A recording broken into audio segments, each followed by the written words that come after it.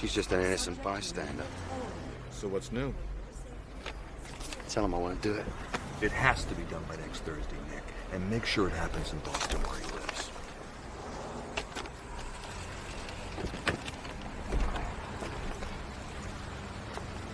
I'll see you in London on Saturday. We'll have a pint to celebrate. The white zone for immediate no parking. Do not leave your car.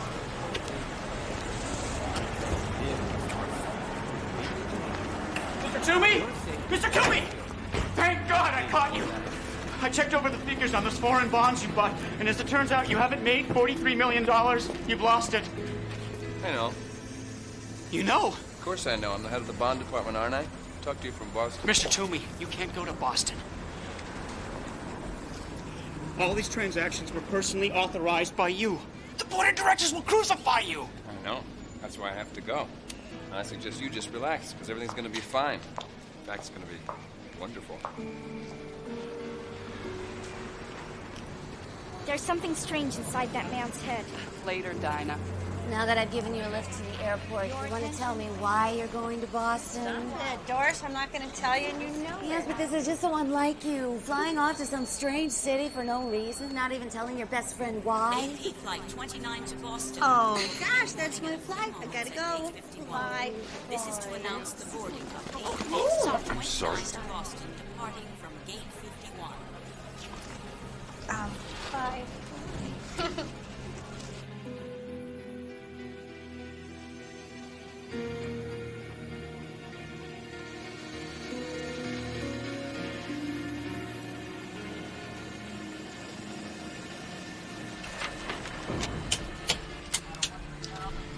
Oh, damn, these gauges, they don't tell us anything.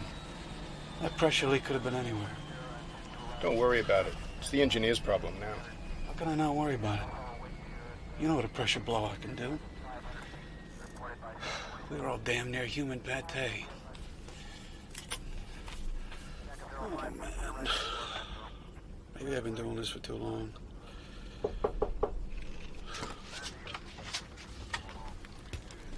Captain Engel? Yeah, but I don't know what to tell you. We couldn't find that pressure leak anywhere. This isn't about the leak, Captain. Could I talk to you outside, please? Why? What's wrong?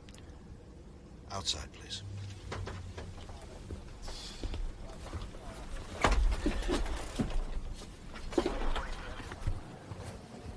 You want to tell me what's going on? It's about your wife. My wife? Oh. You mean my ex-wife? We're divorced. Why? What about her? There's been an accident. Perhaps you better come up to my office. What about Annie? How badly has she been hurt? Is she dead? Yes. I'm afraid she is. There was a fire in her apartment. Are you all right, Captain? Yeah. Just a shock, that's all. There's a red-eye leaving for Boston right now. You can deadhead back on it if you want. Yeah, I guess I better. Ladies and gentlemen, American Pride Flight 29 to Boston is now boarding passengers in all rows. Please, Looks like have a your full boarding flight. passes ready. Yeah, I guess. What's the weather like? Clouds at 20,000 feet from the Great Plains all the way to Boston. Oh, and we've had sightings of the Aurora Borealis of the Mojave Desert. Northern Lights? Over California this time of year? Who knows? The weather's been really freaky this year. I asked for a window seat, and that's what I'd like. See right there? Yes, of Says where your seat is. I want a window seat. Why don't you talk No. Why don't you talk to the ticketing agent? I only want to talk to you. I don't want to be her problem. I want to be... There's one on every flight, isn't there? Always. And since we have a very full flight this evening, we ask that you kindly place all bags and carry-on articles securely in the overhead luggage compartment or under the seat in front of you. If you are in need of any assistance, the flight attendant will come by to help. Well, I guess this is it, Captain. Have a nice trip. And my condolences. Thank you. Pardon me. Excuse me?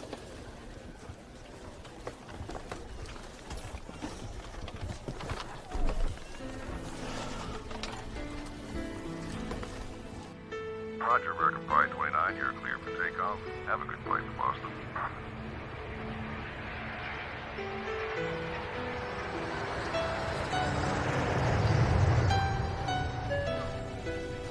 Our flight tonight will take us over the Rocky Mountains and Denver, past Des Moines and up over St. Louis, then on into the Boston area. So, folks, relax, enjoy the flight, and thank you for flying American Pride.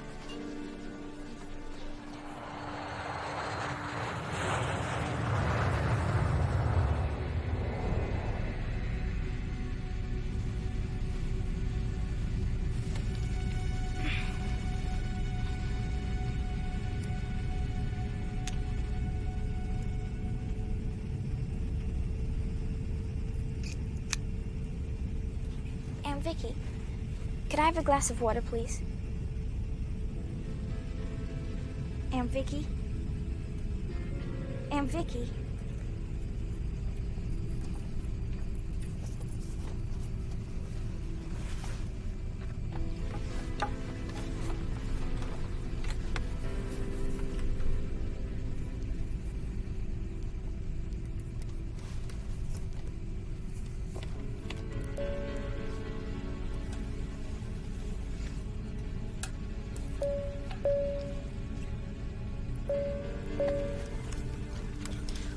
Would somebody speak to me, please?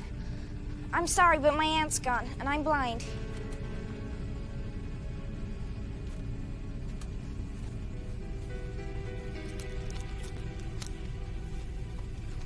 Hello? Is anybody here? Anybody?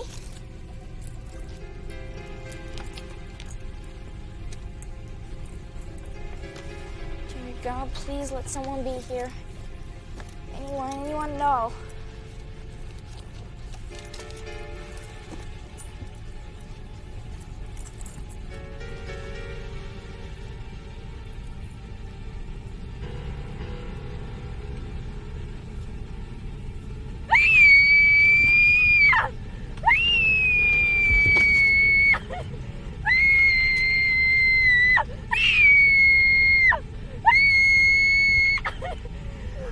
It's all right. It's all right. It's all right. What's wrong? Where is everybody? They've gone. They've all gone. What do you mean, where's everybody? They're all right here.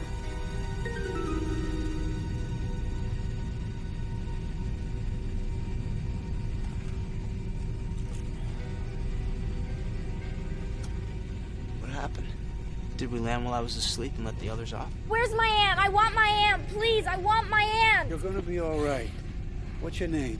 Dinah, I can't find my aunt. I'm blind and I can't see her. I woke up and her seat was empty. Who was screaming? Is the plane in trouble, mister? Where is everybody? What's going on? Are we in Boston already? I want my aunt now! Aunt Vicky! Aunt Vicky! Hey! Aunt Vicky! What the hell is going on here? Will someone shut this brat up? You're not alone. There are other people here. Can you hear them? Yeah, I can hear them. But where's Aunt Vicky? And who's being killed? Killed? Has someone been killed? Have we been hijacked? No one has been killed. I felt her hair. Someone cut off her hair. There's 10. Counting yourself and the bloke asleep in first class. What about the crew? Anybody know about them? Not yet. I was just about to find out. You stay with the girl? Yeah, all right, but what's happening? Gotta come back with some All right, answers. everybody, just calm down.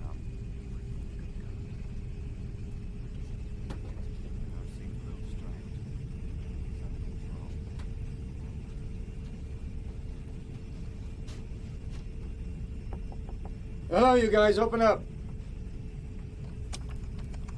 Hello. So what do you think happened? Do you think the plane landed and let the other passengers off? I don't know. I was asleep. You're a teacher, aren't you? That's right, sweetie, the 5th grade. How'd you know that? It's in your voice. Miss Lee, my teacher at the blind school, sounds just like you. Well, if you'll excuse me, I think I'm going forward to join our friend. I want to know what is going on here, and I want to know right now. Oh, nor am I a bit surprised.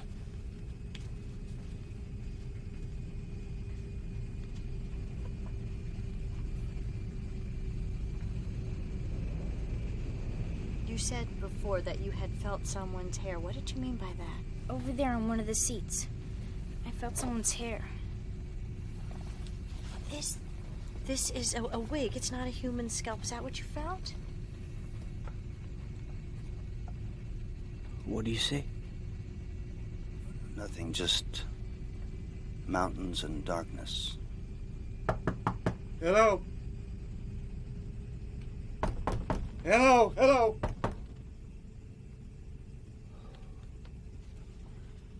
What's wrong? Flight crew disappeared with everybody else? Yeah, no, I don't know. They're not answering my calls and the door's locked from the inside. I was afraid of that. Sorry to get your wind up. Nick Hopewell. I am praying, sir, that the pilot's cap I noticed on one of the first-class seats belongs to you. It does, Captain Engel. But under the circumstances, you can call me Brian. I'll call you Savior. If we find what I expect to find on the other side of that door. Well, let's try and get it open, shall we? Okay. Let's see.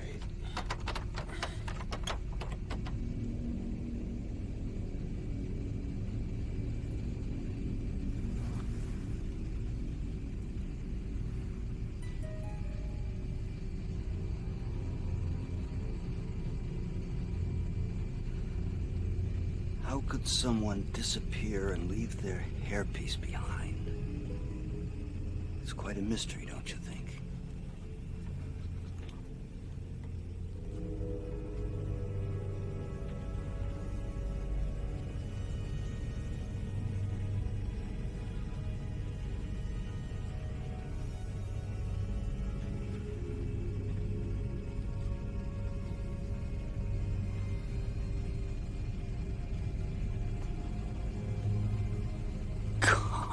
Yeah, you're not kidding.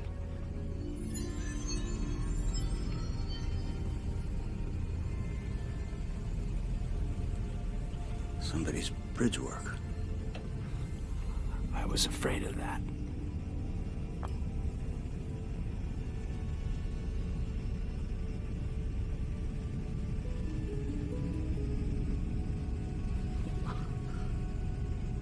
What's going on here? Hello? Excuse me. Come out from back there. Who's back there? Hi. Yeah. I'd like to know exactly what's going on, please. Currently? We're about to break the lock on the cockpit door. It seems our crew have abdicated along with everybody else. But we're in luck all the same. My new acquaintance here just happens to be a pilot. You work for American Pride, friend? Yes, I do. But I think what's important right No, now... No. I'm going to tell you what's important. No, I'm going to tell you what's important. You know what's important? I have a meeting at Boston's Prudential Center at 9 o'clock this morning. Promptly at 9 o'clock. That's what's important. Now, I booked a seat on this conveyance in good faith, and I have absolutely no intention of being late for that appointment. Wait.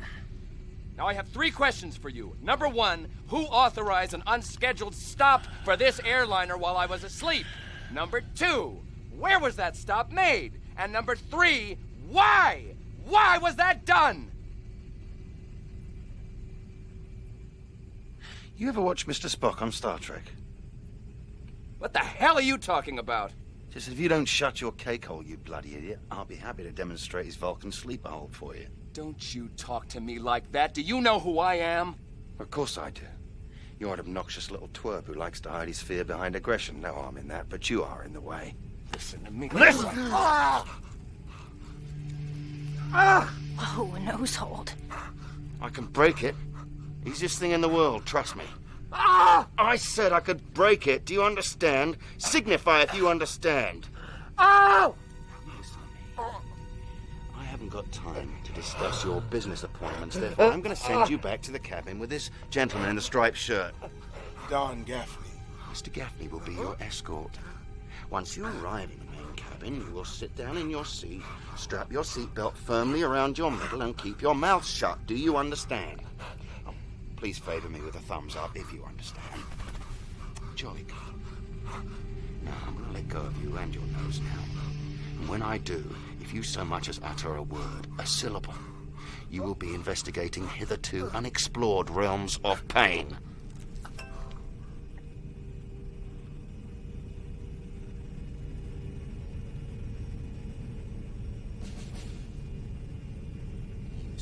I wouldn't, mister.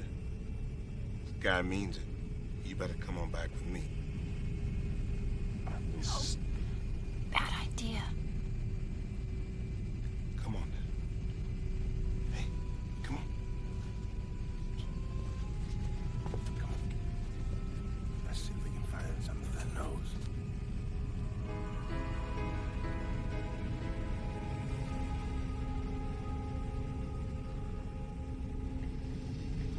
Right then. Let's get the cockpit door open, shall we?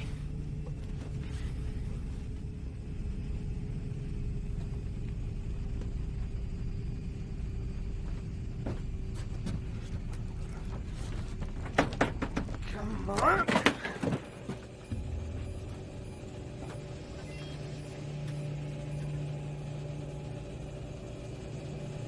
Whoa. No one's driving the plane.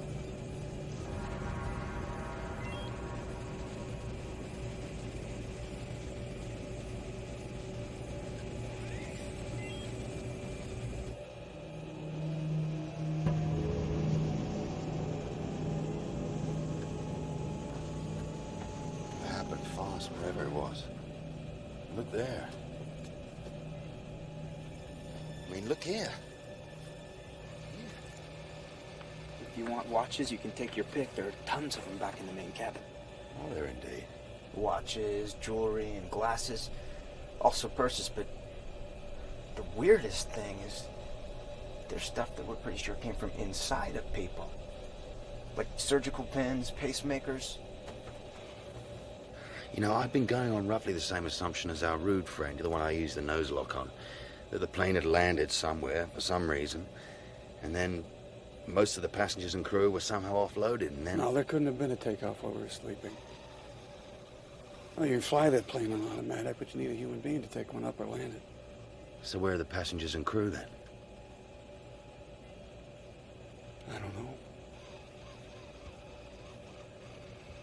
But I plan on finding out. Want to hand me that paper, please? Well, the altitude is right. 37,000 feet. We're on course. What are you doing? Figuring out our closest major airport.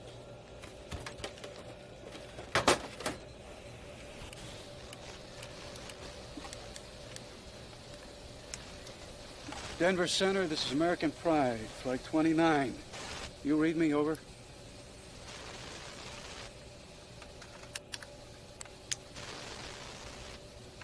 Denver Center, come in, please. This is American Pride, Flight 29. Well, you have a problem.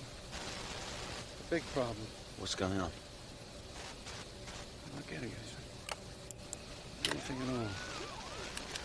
Mayday, Mayday, this is American Pride, Flight 29, requesting emergency aid. Come in, please.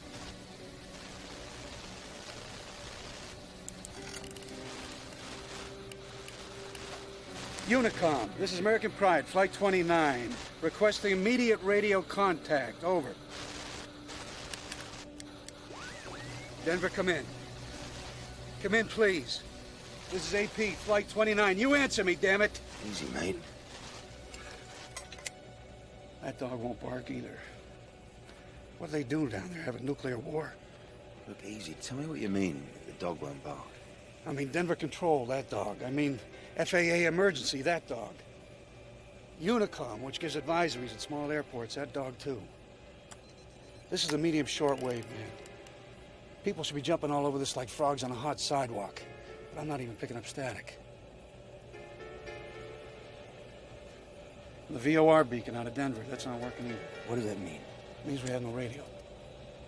It means we have no Denver navigational beacon.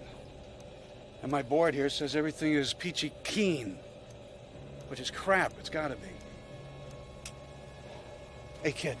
Would you run back there? Look out the left side of the plane. Look behind us. Tell me what you see. My equipment says we're less than 50 miles south of Denver right now.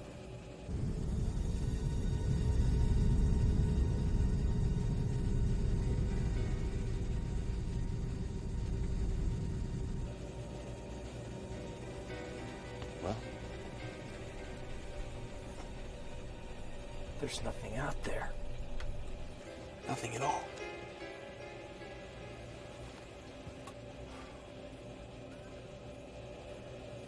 Denver's blacked out, isn't it?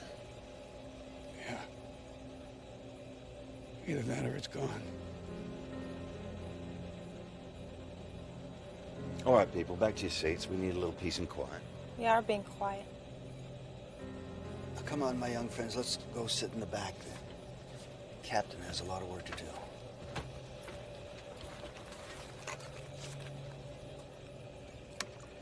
What are you doing? Using the military aircraft ban. Strategic Air Command is never off the air.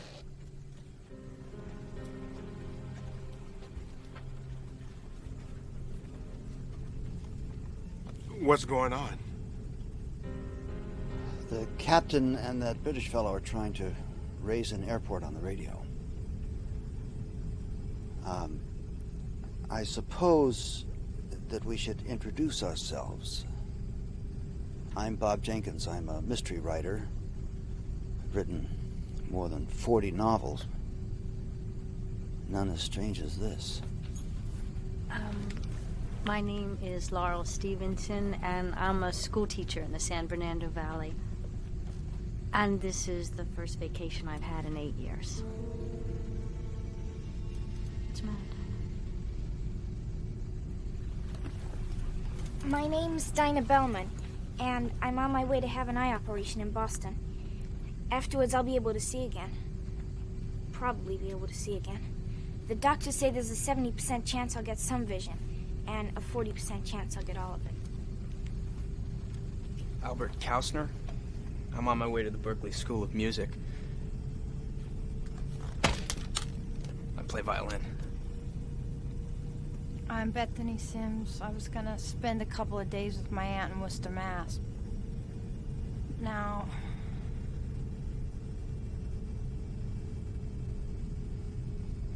And you, sir, what's your name?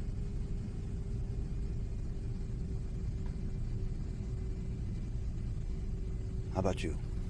What's your name? I'm Don Gaffney. And what do you do? I'm a tool and die worker for Hughes Aircraft. I'm on my way to Boston to visit my first granddaughter. Okay, at least we've met. That leaves us with the $64,000 question. Where did everybody go, and why didn't we go with them?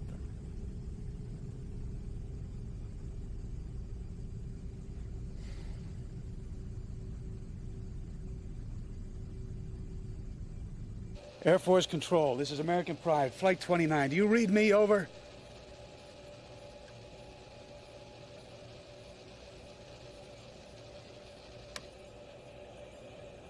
That dog won't bark either. We're all alone up here. Completely. Totally. All alone. You listen to me, my friend. We don't want to panic on our hands, do we? You've got 10 people on this airplane, and your job's the same as it ever was, to get them down in one piece. You don't have to tell me what my job is. I'm afraid I just did. You look a damn sight better now.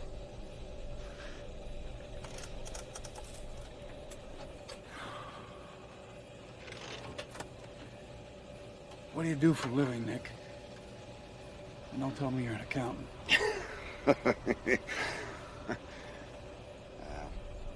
Junior attaché, British Embassy, old man. My aunt's hat. Well, that's what it says on my papers. If it said anything else, I suppose it'd be Her Majesty's mechanic. I fix things that need fixing. Right now, that means you. Thank you, but I'm fixed. Good enough, then. So what do you intend to do? Can you navigate without these ground beam thingies? Can you avoid other aircraft? I can navigate just fine with the onboard equipment. As for other planes, this thing right over here, that says there are no other planes. Well, we don't have to worry about running into anybody then, do we?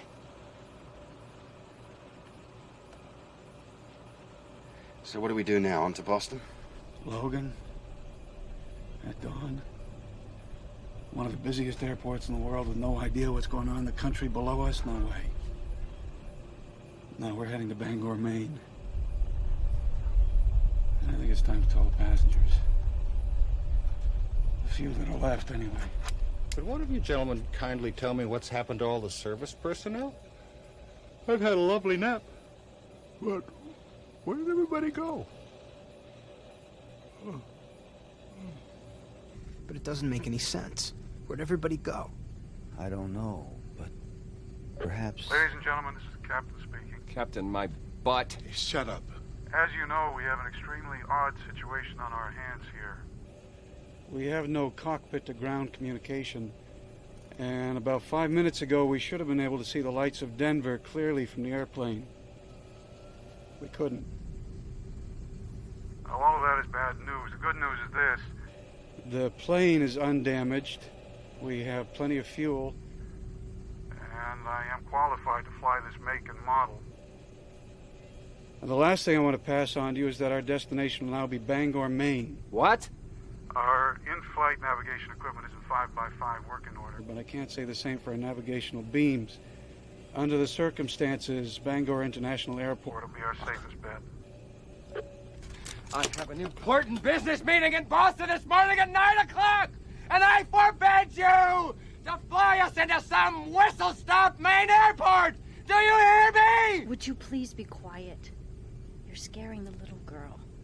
Scaring the little girl? Scaring the little girl! Lady! We're diverting to some tin pod airport in the middle of nowhere! I've got better things to think about than scaring the little girl! Why don't you just sit down and shut up, or I'm gonna pop you one! I don't think you could do it alone, bud. He won't have to. I'll take a swing at you myself if you don't shut up. I'm real scared now. I'll help them if you don't stop it, mister. I really will.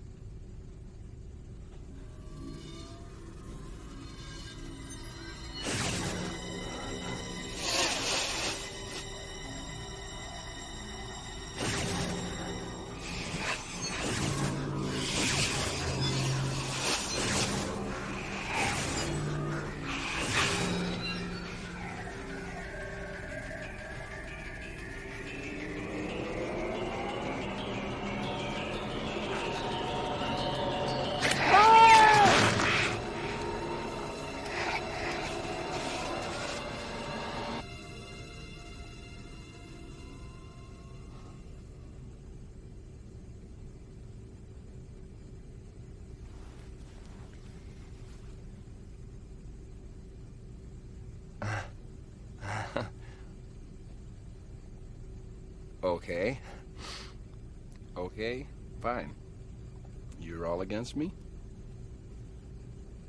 That's fine. That's fine.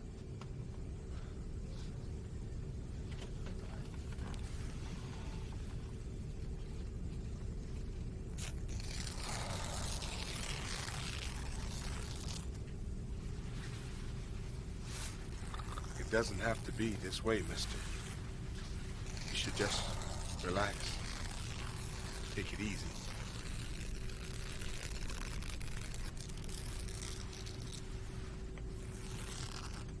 Anyone here know how to work this little oven up in the galley? I didn't think so.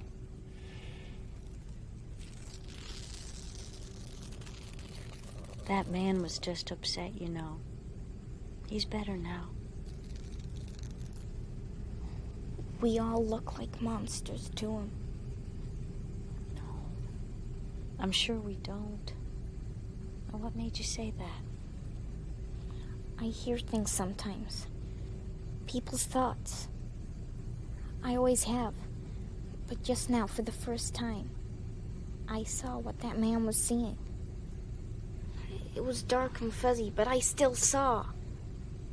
Sweetie, that's just your imagination, that's all. That's what my aunt used to say, too. But it's not.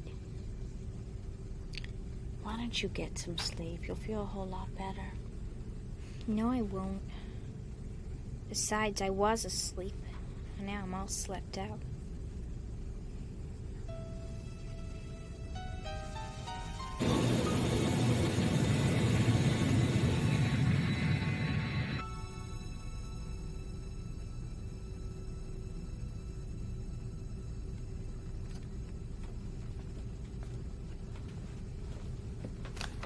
See anything?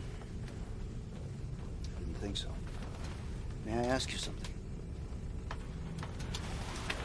Did you happen to hear anything the little girl said earlier? No. Well, she was telling Miss Stevenson that she didn't think she could go to sleep because she had already been asleep. I also had been asleep. What about you, dear boy?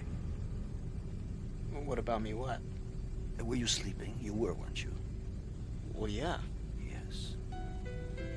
We were all asleep. Everybody. Well, maybe. Nonsense, maybe. I'm a mystery writer. Deduction is my bread and butter. Don't you think if someone had been awake when all those people were eliminated, that person would have screamed bloody murder and awakened the rest of us? I guess so. Of course. So I deduce that everyone was asleep, including all those people that were subtracted, along with the flight crew, of course, dear boy. Could you call me Albert, please, Mr. Jenkins? That's my name. Oh, I'm sorry, yes, of course. Yes, I'm upset, and when I'm upset, I tend to get a little patronizing. Please forgive me. It's just that I'm trying to figure this thing out. Well, do you have any ideas? Well, if it were just the plane, I could easily come up with a scenario. What scenario? Well, let's say, for instance, that some shadowy government organization decided to conduct an experiment and we were the test subjects. And the purpose of such an experiment, given the circumstances, would be to document the effect of serious emotional stress on a number of ordinary Americans. And the scientist who designed the experiment loads the oxygen system of this plane with an odorless hypnotic gas. After this is released into the air, everyone falls asleep, with the obvious exception of the pilot, who is breathing uncontaminated air through a mask. Then the captain lands the plane at a secret airstrip in Nevada, let's say, whereupon, with the exception of the 9 randomly chosen test subjects, all the sleeping passengers are carefully carried off the plane and placed aboard another identical plane. The captain then gets Flight 29 airborne again and returns it to its original altitude and heading. He activates the autopilot. He disables the radio systems. And then, as the effect of the gas begins to wear off, the captain hears on his intercom the voice of the little blind girl calling for her aunt. And he knows that this will wake the others.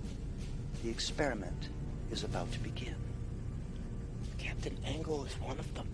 Well, in this scenario, he is.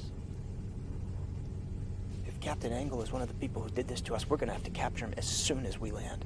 You, me, Mr. Gaffney, and perhaps that British fellow. But it doesn't hold up, you know. What? This scenario I just gave you doesn't hold up. But you just said. What I said was, if it were just this plane, I could give you a scenario. But unfortunately, it's not just this plane. The city of Denver is probably still down there, but all its lights were off, if it was. And it's not just Denver, I can tell you that. Omaha, Des Moines, St. Louis. There isn't a trace of any of them down there either. Now, what has happened has not just happened on this plane. And that's where deduction breaks down.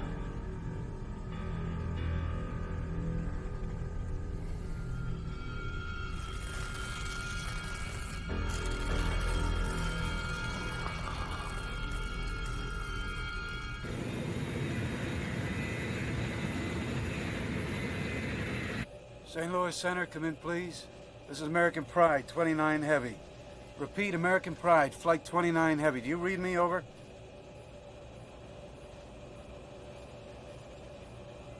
Nothing anywhere. Not on the ground or in the air. It's like the entire country has suddenly ceased to exist. I don't suppose you ever read science fiction, do you? Well, I was crazy about it as a kid. You?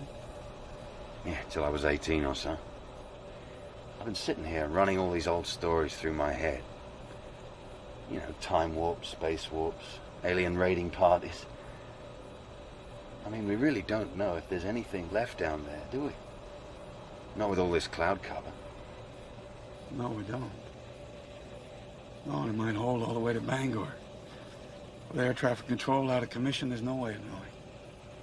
Suppose you just took us down for a little look-see. No, too dangerous. With no ATC and no other planes to talk to. You can laugh at me if you want. I'm not laughing, matey. I'm far from laughing. Well, suppose we have slipped into another dimension, like in a science fiction story. How do we know what's down there? I mean, this Earth could have the Rockies in upstate New York. Well, we seem to have the sky pretty much to ourselves. Up here, that's true. Down there, who knows? And who knows is a very dicey situation for an airline pilot.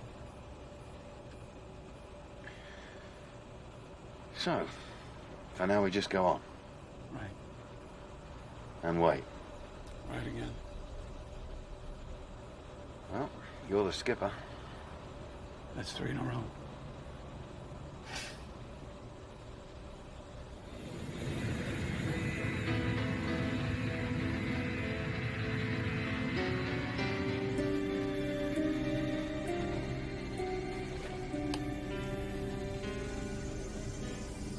What do you see? The sun's up. That's about it. What about the ground? I can't see it. It's all clouds down there. Perhaps it's just as well. Maybe.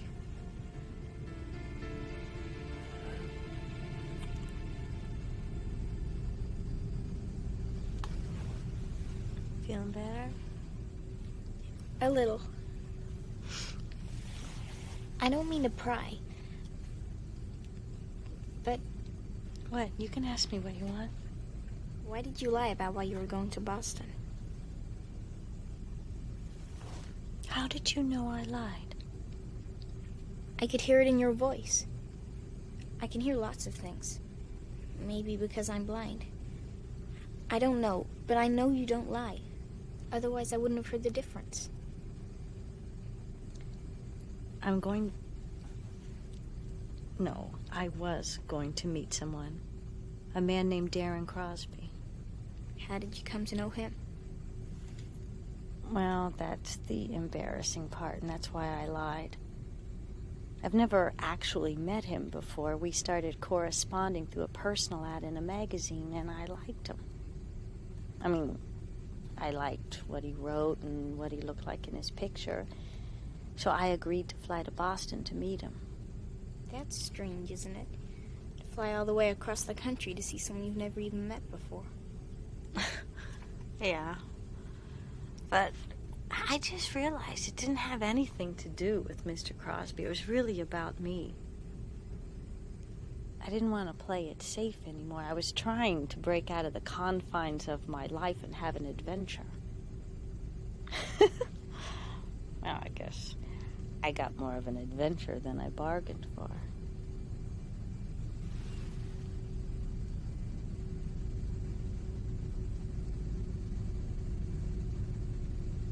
You're very pretty, Laurel. I'm sure you'll find what you're looking for.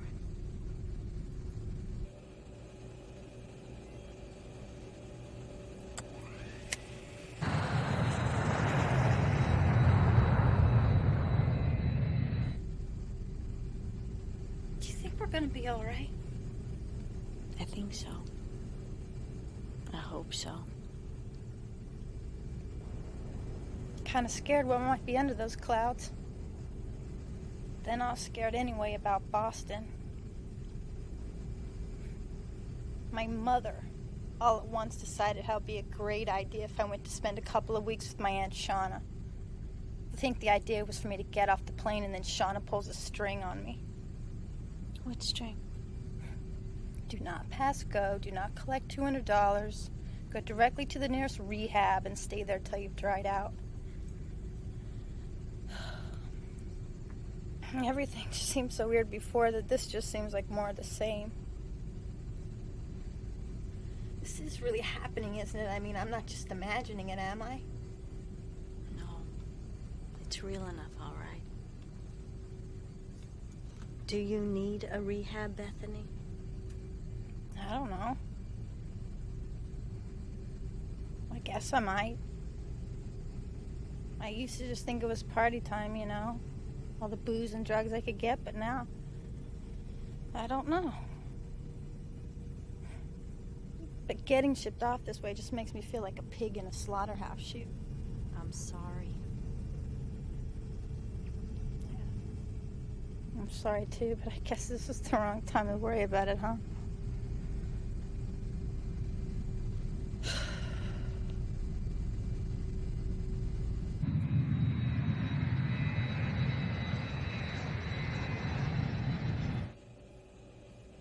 Well, I think it's time to fish or cut bait. Hello again, ladies and gentlemen. This is Captain Engel speaking. We are currently over the Atlantic Ocean, about 30 miles off the Maine coast. I'll be commencing our initial descent into the Bangor area very soon. I want you all to make sure your seatbelts are snug and secure. I'm beginning our descent now. I want you all to be calm. My board up here is green across, and all procedures in the flight deck remain routine. Well, that's very comforting, that is. You should have been a politician, mate. Well, I doubt they're feeling very comfortable right now. I know I'm not. 30,000 feet, still descending. I don't mind telling you, Brian, I'm scared stiff. Part of me wants to grab you and make you take us back up again. Oh, it wouldn't do any good. We can't stay up here forever. I realize that. I'm still afraid of what's under these clouds. Or not under them. Well, we'll find out together.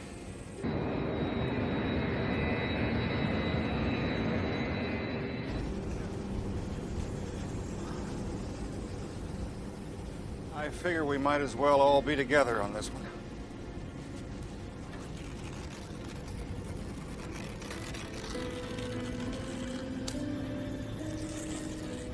Do you mind stopping that? It's driving me crazy.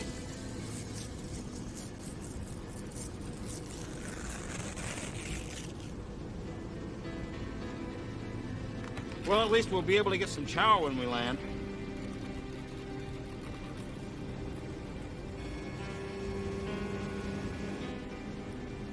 You know something, Dinah? What? I really don't want to go down there. I mean, I really don't. Well, if it'll make you feel any better, you're not the only one. I'm scared. I mean, very scared. I think I'm gonna pass out.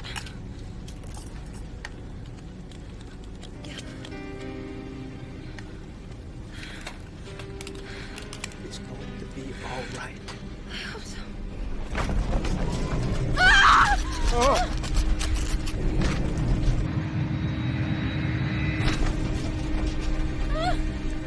This is just ordinary. Ordinary turbulence, folks.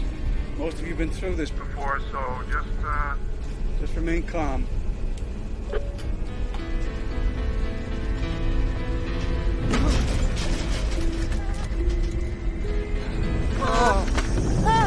What's wrong? Is there something wrong with the plane? Are we gonna crash? No, I don't think so, sweetie. I hope not. Is it gonna be all right? Is it really gonna be all right? I hope so. I hope so. us all.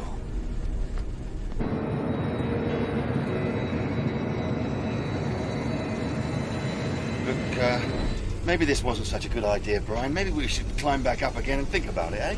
Not enough time and not enough fuel.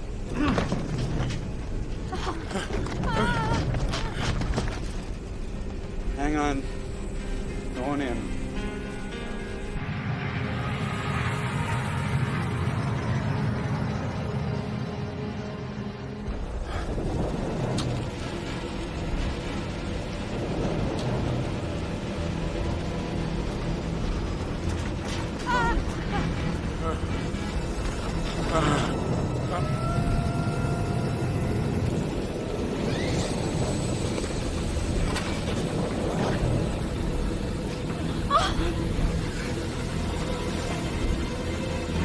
Bethany! Bethany! Bethany! Oh, God, what the hell was that? Bethany! There's a drink trolley loose up front that probably rolled into the galley wall or something.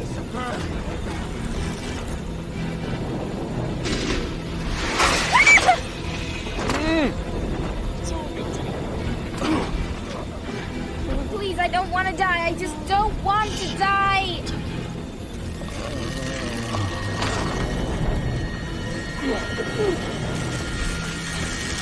Let's quit it right now, you worm! I'm gonna take what's left of that magazine and stuff it right down your throat! Try it, you little jackass.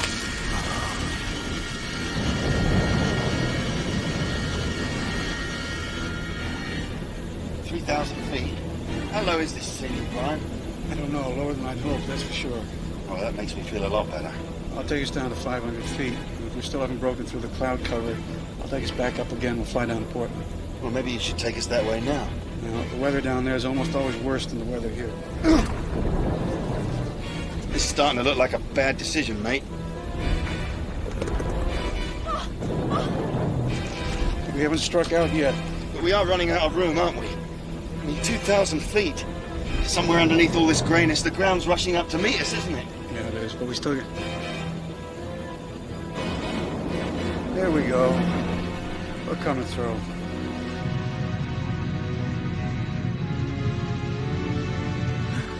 It's all right. It's all right.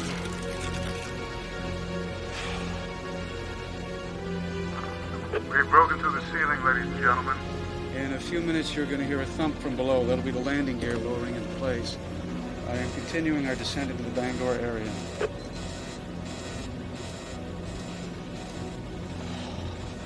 Wish me luck, Nick. Oh, I do, matey.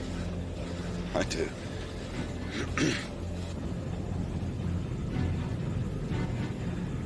What do you see, Laurel? We're over land. I see a field and a forest and what looks like a pond. It's there, Dinah. It's all there. I'm sorry, miss, but you're completely wrong.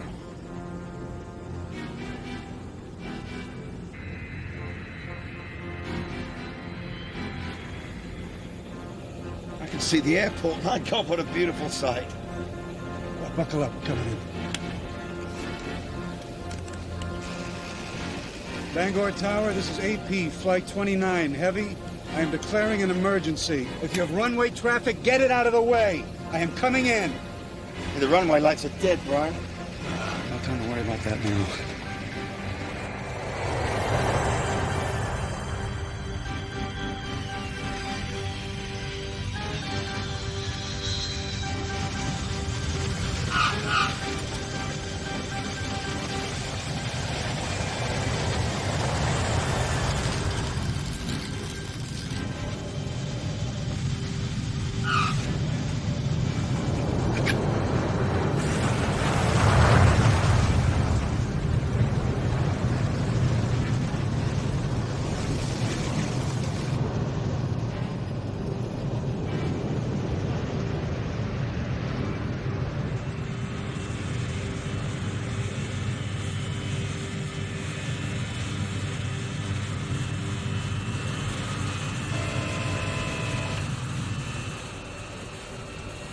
Routine landing.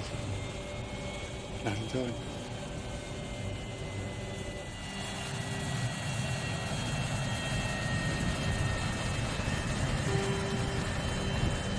Ladies and gentlemen, welcome to Bangor. Yeah!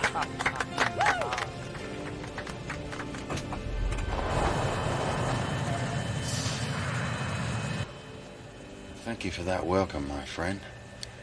My deep appreciation stems from the fact that it appears you're the only one who's going to extend one. And this place is utterly, totally deserted. No, it can't be. Unfortunately, I'm afraid it is.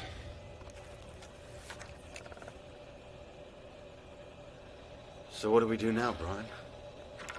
We get out of the plane. And we see what's what. After you, Squire.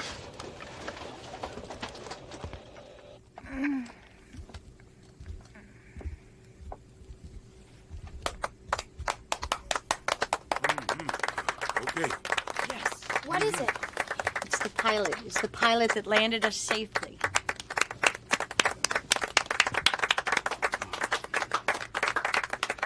Ladies and gentlemen, I assure you it was a very routine landing.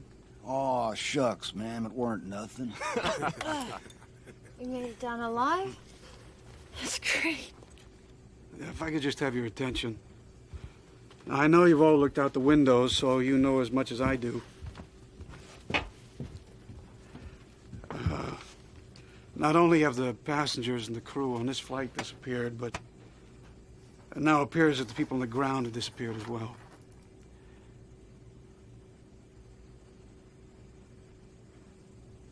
But logic suggests that since we survived, whatever it was,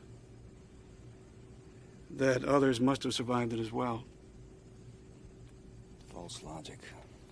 I think the best way of dealing with this is just to take things one step at a time. And the first step is exiting the plane. I bought a ticket to Boston, and Boston is where I'd like to go. Shut up.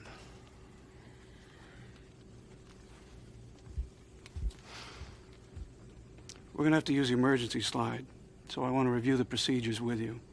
Now listen carefully, and then form a single file line behind me.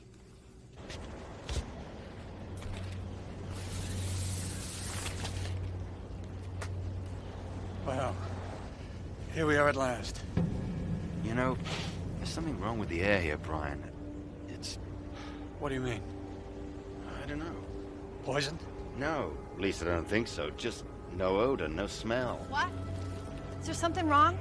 I mean, I'm not sure I really want to know, but if there is... Honey, there's nothing wrong here. But there is.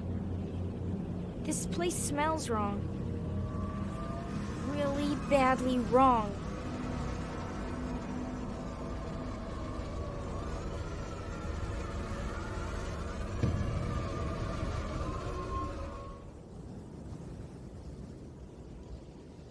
Honey, we have to investigate. We don't have any choice. You understand that, don't you? Why? Why do we have to? There's no one here. Well, we really won't know that until we check, will we? I know already. Listen. There's nothing to smell and nothing to hear. No birds singing. No motors revving, no nothing. But what? Never mind. Well, what now, Captain? You tell me. Us. I suspect this is more your territory than mine. You realize I can turn you in for this, don't you? You realize I can sue this entire airline for $30 million and name you as primary respondent? Well, that's your privilege, Mr. Toomey.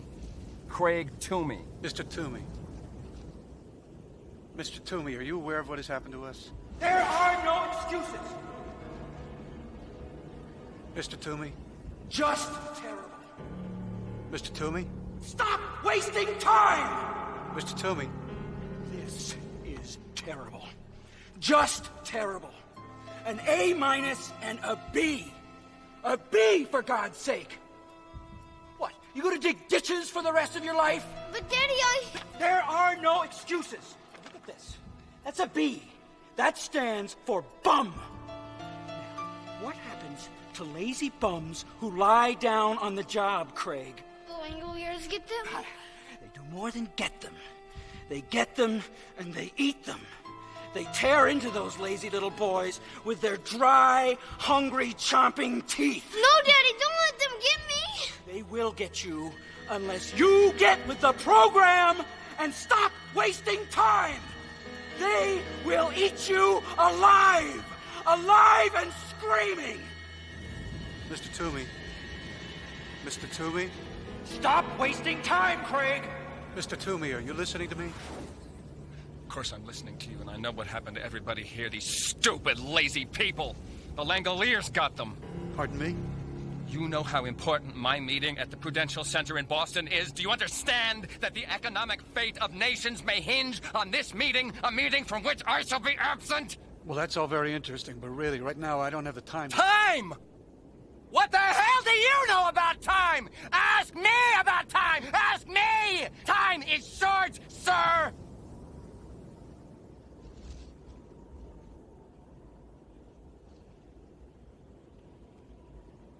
And what do you reckon the best way is inside the terminal, Brian?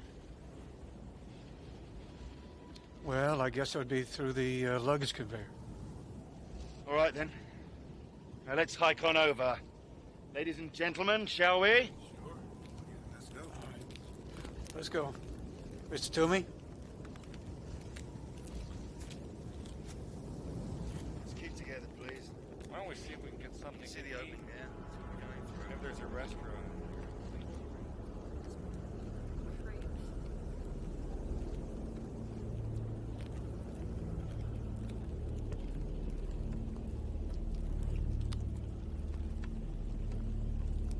Don't have to worry so much, Dinah.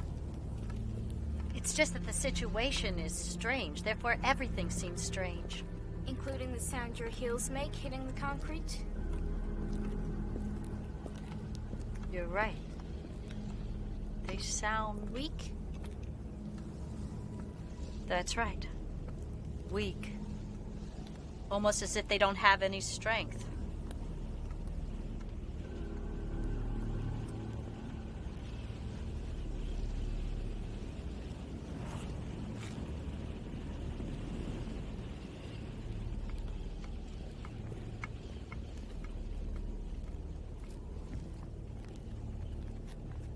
Coast clear.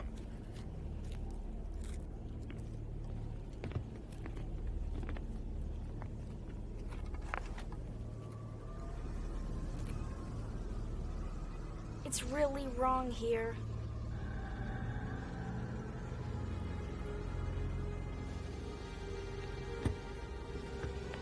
What's your head going through here? That's it. Yeah, just wait for me to get it.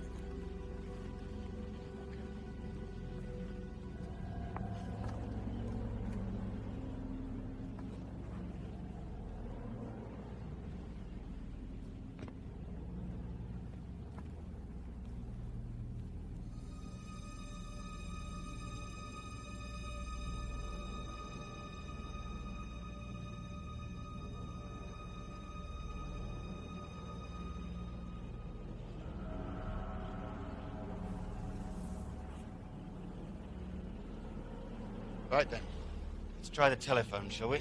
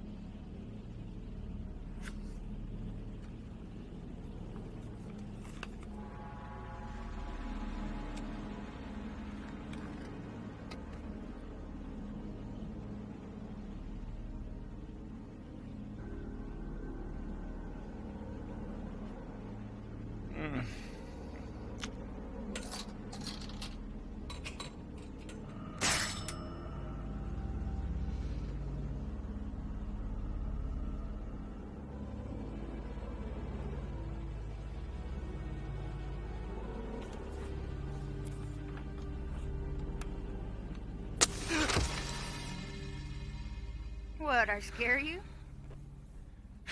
A little. God, at least that's better. Didn't dare do it on the plane. I thought I might blow something up.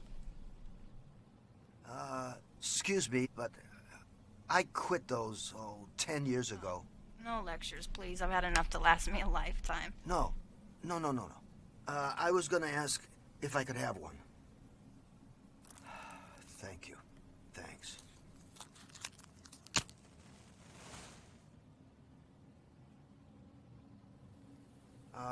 Albert. What? God, you have been away. Here. Now I know why I quit him. God. Albert, what time's your watch say? 8:45. Yeah, so does mine. But I don't trust it. It feels much later than that to me. You know, it does. It feels like it's almost lunchtime. Isn't that nuts? It's not nuts. It's just jet lag. No, I disagree with you, young lady.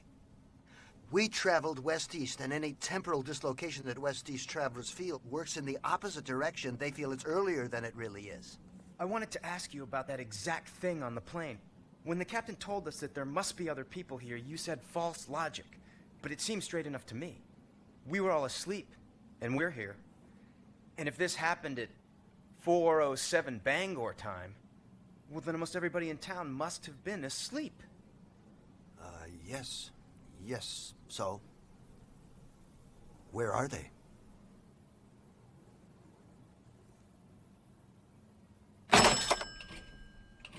It's a washout. They're all dead. No dial tone, no operator, nothing. You can have the sound of no phones ringing to that of no dogs barking, Brian. So what do we do now? Let's go upstairs. That's where the restaurant must be. You know, you got a one-track mind, mister.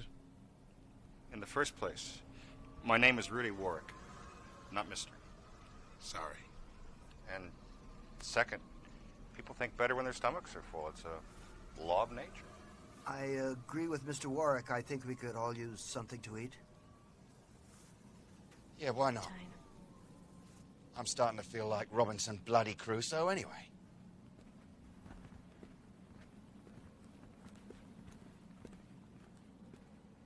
You know something, don't you? I might, but then I might not. But I do have a suggestion. Young lady, save your matches. Well, I don't get what you mean. There's got to be a newsstand upstairs with tons of matches and disposable lighters. I just still say save your matches. Wait a minute. Where's Mr. Toomey? Who cares? Good riddance to bad rubbish. Sorry, mate, I didn't see him go. Toomey! Craig Toomey! Where are you? Something's wrong. There's no echo. What do you mean? That's impossible. Hello? Is anybody there? Hello? Is anybody there?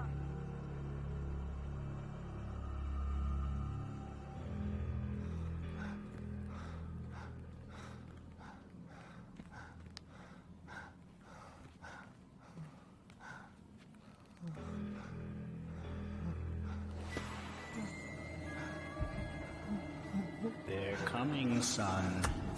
The Langoliers are coming. No, no one is coming. They're coming for you. You've been bad. You had an appointment in Boston, and you skipped it. No, it wasn't my fault. I was kidnapped. There are no excuses! Lying down on the job is lying down on the job. I don't want my job. What? I don't want my job, and I don't want my life. Since I was 5 years old, you've been loading on the pressure, seeing if you could make me explode. Well, I am going to explode, Father, and I don't give a damn. You know what I did? I bought $43 million worth of bonds I knew were total garbage. You did what? I burst on a target on my own head. I want out. I want out. Get a hold of yourself, for God's sake! Now, are you ready to get with the program? Why can't you love me and leave me alone? Love is not part of the big picture! Now, are you gonna look at the big picture, or do I have to let them have you? No, they don't even exist. They exist. No. They were here, and they'll be back. They'll be back for you, you lazy sack of dirt! What can I do? What can I do? What can I do? What can I do? You do whatever you have to do, and you get to Boston! Because if you don't, Craigie Waggy, they are gonna chew the eyes right out of your head. Daddy, no, make them go away! Make them go away, please! Just make them go away! Make them go away! Okay? Okay? To me! Greg, to me!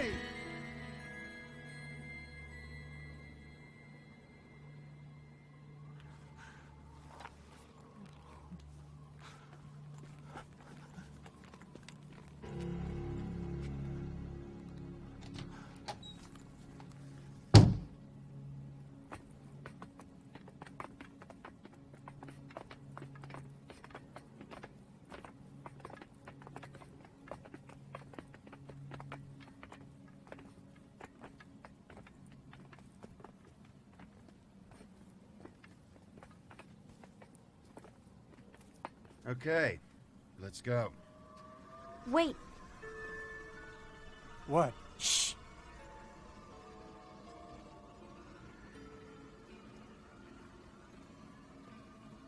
There. There, I feel the light.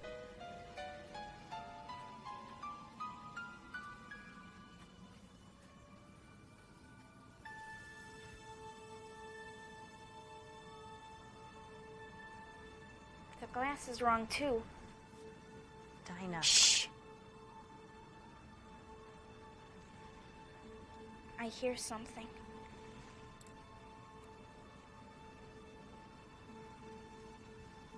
There's nothing out there. Dinah, it's your imagination, that's all. Dinah, tell us what you hear. I don't know. It's very faint. I heard it when we got off the airplane. And then I decided it was just my imagination. Now I can hear it even through the glass. It sounds a little like Rice Krispies after you pour in the milk.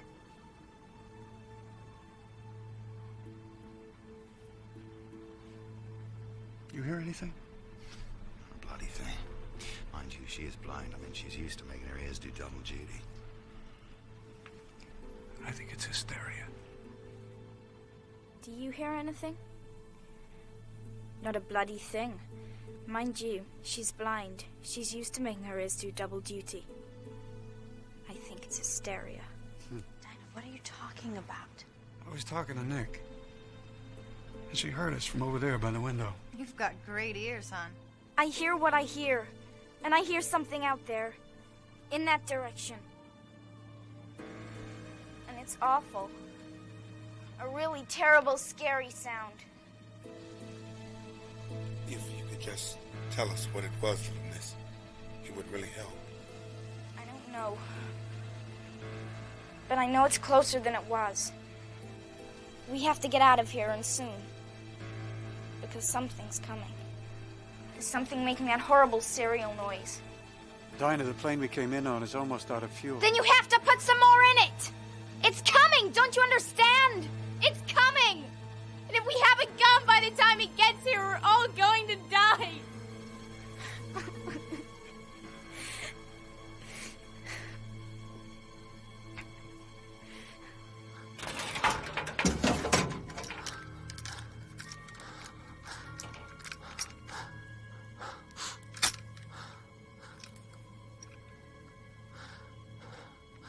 I don't want to hurt anyone.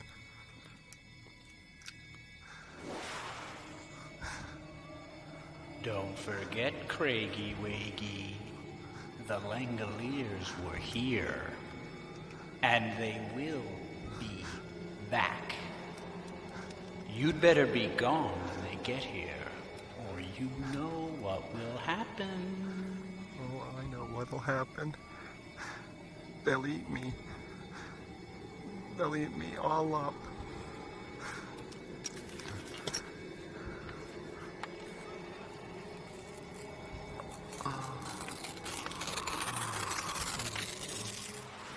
Well, look, this is an airport. There must be other planes with fuel in them. If we find one, can you fly it? Yes. There's just one little problem. Where exactly should we go? Away. Away from that sound. Is it closer now than when you first heard it, Dinah? I don't know. I think it's still far, but I can't be sure. Then I think we should do what Mr. Warwick has suggested. Let's find the restaurant, have a bite to eat, and then we can figure out what's going to happen next. Who elected him leader of the group? We better go along. I think he really knows his stuff. What kind of stuff? I don't know exactly, but... well, I think it's worth finding out. Well, come on. Right. I'm starving. Let's see what they got.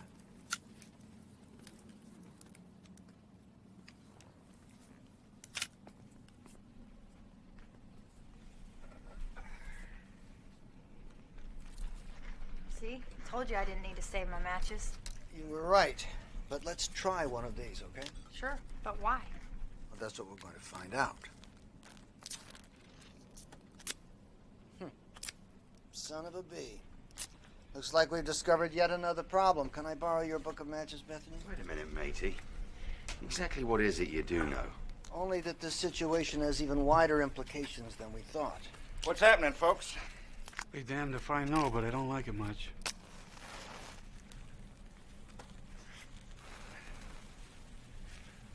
Huh. Even that's more than I expected. All right, tell us about it. I know you... It's spoiled. Damn, I hate that. Spoiled? No. No, I doubt that. But you can tell from the clocks that the power in the cold case must have gone out less than 5 hours ago. You don't think it's spoiled? You try it.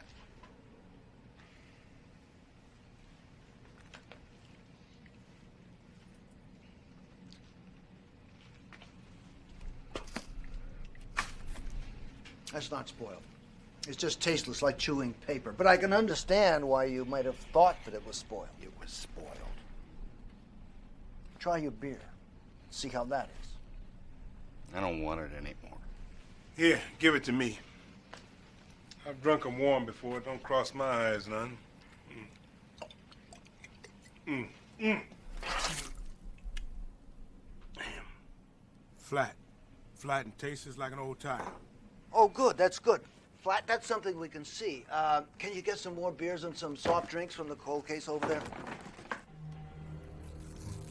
You can't dilly-dally any longer, Craigie Waggy. You have to get to Boston, and you have to do it now. I don't want to shoot you, but I will if I have to. I don't want to shoot you, but I will if I have to. Yes, I will.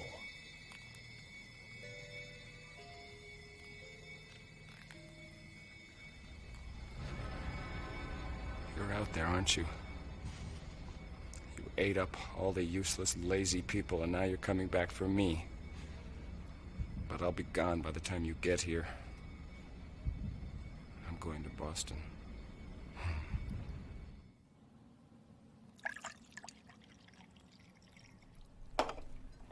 So we're all agreed.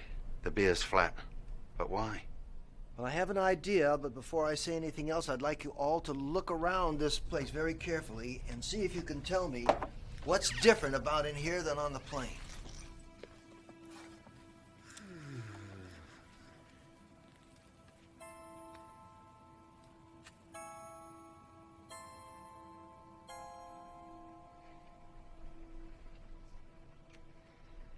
The rings.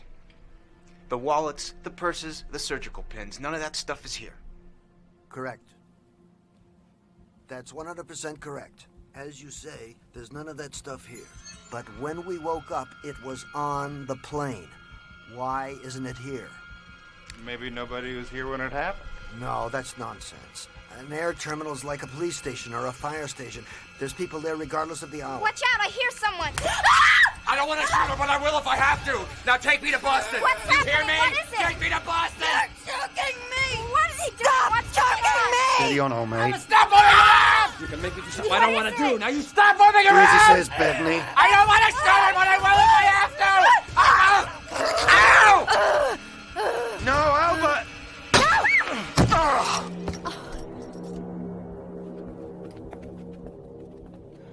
I think I've been shot. Albert! It's all right, Albert. Albert? Albert, you all right? Kid, you all right? How bad am I hit? Were you able to stop the bleeding? Oh, I think you'll live, old son. Here, souvenir for you. Found it on the floor. It must have hit you square in the chest and bounced off. I was thinking of the matches. I sort of thought it wouldn't fire at all. That was very brave, Albert, and very risky. God, what if I'd been wrong? You almost were.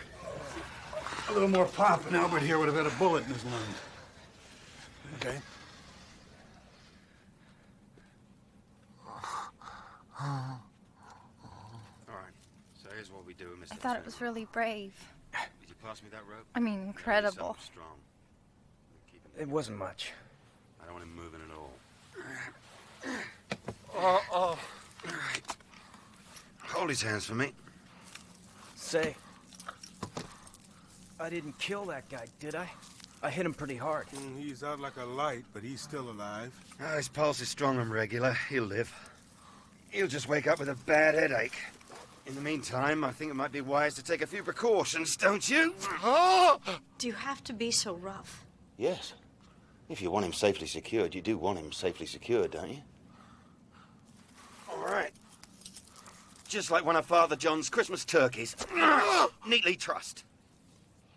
Now, where were we before we were so rudely interrupted? Let me up. Let me up. Let me up right now. Shut up! Stop it! Hey, what do you have to do that for? Now listen to me. You need waking up, fellows and girls, and I haven't got the time to do this gently. Dinah says something's coming towards us, rather nasty, at a rate of knots, and I, for one, believe her.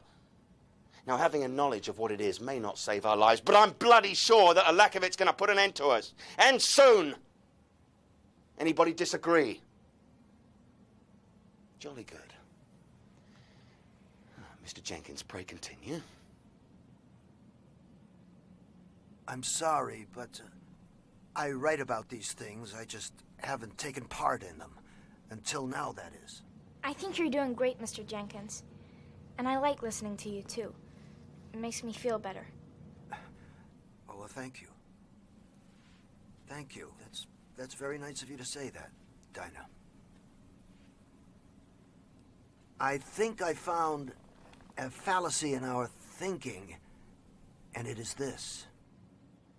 We all assumed, as we began to grasp the dimensions of this event, that something had happened to the rest of the world. But the evidence doesn't bear that assumption out. What has happened to us. And us alone. I'm convinced that the world as we know it is ticking along as it always has. But it's we, the 10 survivors of Flight 29, who are lost. Please tell us what you know, Mr. Jenkins. I can't help but feeling that we're running out of time and fast. Yes, of course. There's no mess in here, but there's a mess on the plane. There's no electricity in here, but there's electricity on the plane. Neither of these are conclusive, of course, but then there's the matches. Bethany had her matches on the plane. They work fine. The matches in here, they just fizzle. The carbonated drinks are flat. The food is tasteless. The air is odorless. And sound fails to reverberate. Then we have a madman. He fires a gun, and the bullet travels mere inches, and it has no force. Then, of course, there's the weather. What about it? Well, there's a strong wind blowing out there in heavy gusts. And yet there's a low cloud cover that doesn't move at all. It's frozen in place. I think the weather patterns are stopping, or they're running down like an old pocket watch. Which brings me right to the very hub of the matter.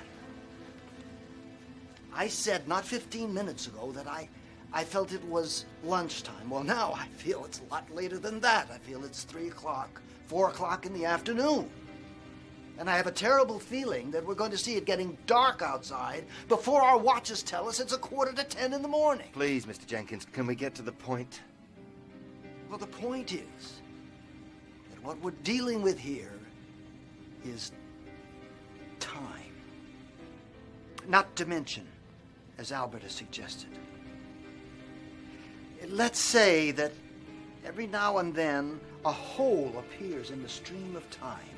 Not a time warp, but a time rip. A rip in the temporal fabric. That's the craziest thing I ever heard. Amen. Mr. Gaffney, what's happening to us, the situation that we're in, this is crazy. Go on. Well, let's say that such a rip in the fabric of time does occur now and then. It would be similar to certain rare weather phenomenon that are reported, like upside-down tornadoes and circular rainbows and daytime starlight. The Aurora Borealis. What? There was an Aurora Borealis over the Mojave Desert when we left LAX. We were supposed to fly right into it. Well, that's it. That's it. An aurora over the desert. That strengthens my point, doesn't it? If we had the bad luck to fly into that, and it was a time rip, well, that means that we're no longer in our own time, ladies and gentlemen. Look, I have to agree with the lady. Time is short. Could we just get to the bottom line, please, Mr. Jenkins? The bottom line is, I believe, that we have hopped an absurdly short distance into the past. Say as little as 15 minutes. And we're discovering the unlovely truth about time travel. That one can't appear in the Texas State School Book Depository on November 22nd, 1963, and hope to stop the Kennedy assassination. One can't witness the building of the pyramids or the sack of Rome, or investigate the age of the dinosaurs firsthand. No, fellow time travelers. Have a look around you. This is the past. It's empty. It's silent. It's a world with all the meaning of a discarded old paint can. Sensory input has disappeared. Electricity has already disappeared. And time itself is winding down in a kind of a spiral that's going faster and faster. But what about us? If this place is winding down and we're caught in it, I suppose we'll wind down with it. Or else wink out of existence like the other passengers on our flight.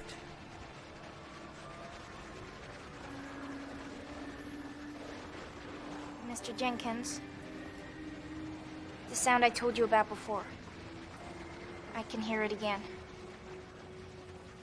It's getting closer. Much, much closer.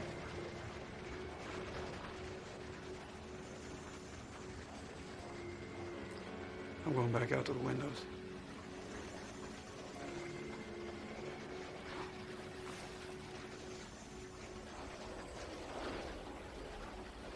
What about you two? You coming? we can hear it as well as we want to from here.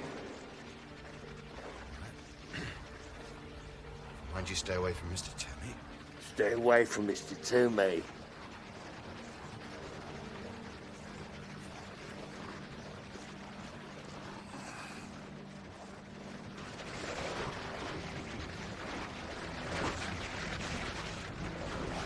What do you make of it,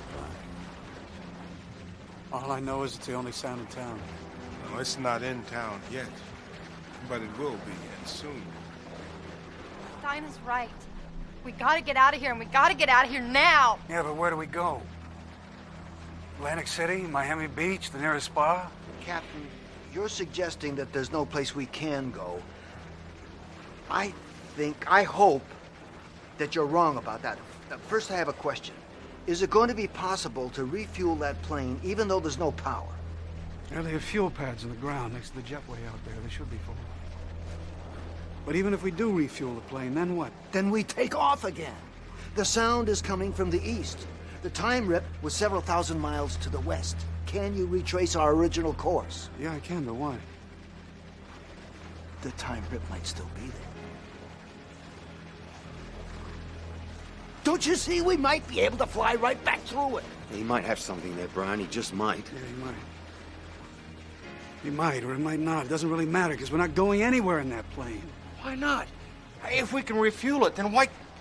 Remember the matches? The ones from the bowl in the restaurant, the ones that wouldn't light? What? What about them?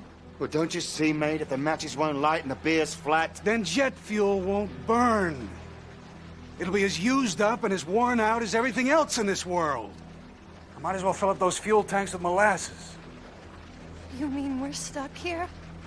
With that noise coming closer and there's no way out?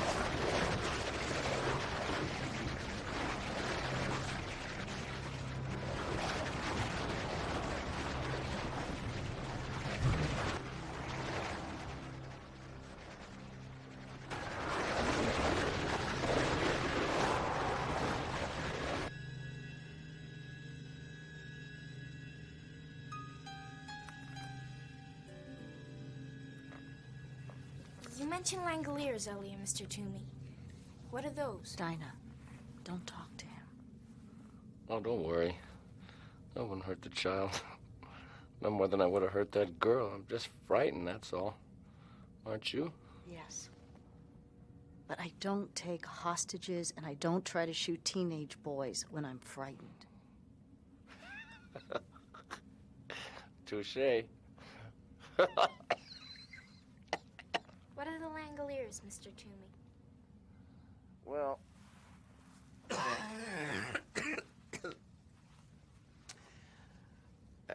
I used to think that they were make-believe, but I'm beginning to wonder because I hear it too. The sound. The sound's the Langoliers. Well, I don't know what else it could be. Tell me more about them. Well...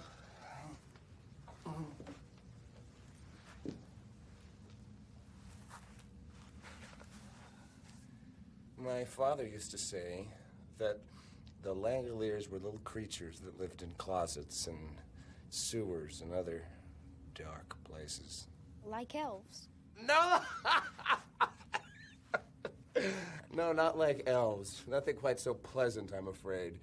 He said that all they really were was hair and teeth and fast little legs. And oh, those little legs had to be fast so that they could catch up with all the bad little boys, no matter how quickly they scampered. Stop it. You're scaring her. No, he's not. I know make-believe when I hear it. I think what Laurel means is that I'm scaring her. Well, my dad said there were thousands of Langoliers. There had to be thousands of them, because there are millions of bad little boys and bad little girls scampering all over the world. Oh, my father loved that word, scampering. I think because it implies senseless, directionless, unproductive motion. Because the Langoliers, they run. They have purpose. In fact, you could say that the Langoliers are purpose personified. What did the kids do that was so bad the Langoliers had to run after them? Well, I'm glad you asked that question, Dinah. Because when my daddy said someone was bad, he meant that that person was lazy. And a lazy person couldn't be part of the big picture. Because in my house, you were either part of the big picture or you were lying down on the job. And if you were lying down on the job and you weren't part of the big picture, then the Langoliers would come and take you out of the picture, take you out of it altogether. He said you'd be lying in bed one night and you'd hear them coming towards you, crunching, jumping, smacking. Stop it! That's enough.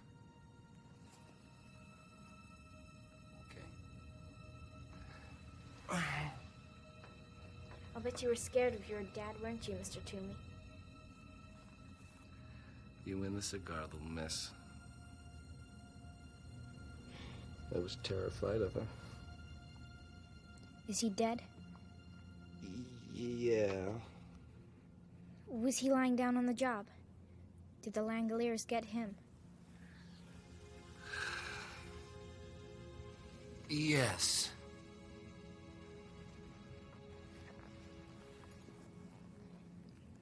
Mr. Toomey?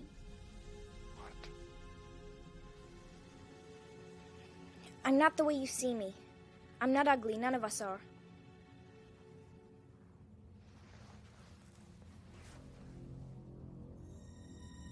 And just how do you know how I see you, little blind miss? You might be surprised.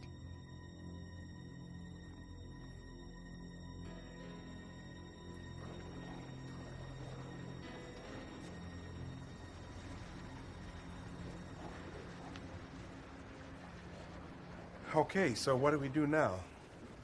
I don't know.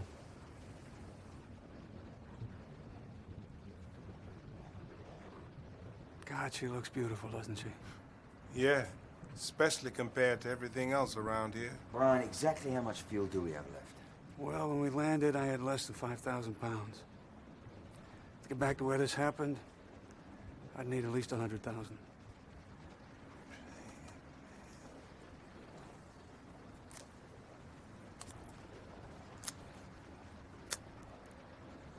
Whatever's happening seems to be catching.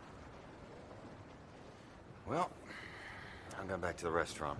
I don't like leaving the ladies alone with that banker fella too long.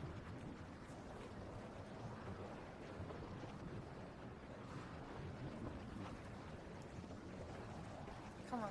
Oh, wait a minute.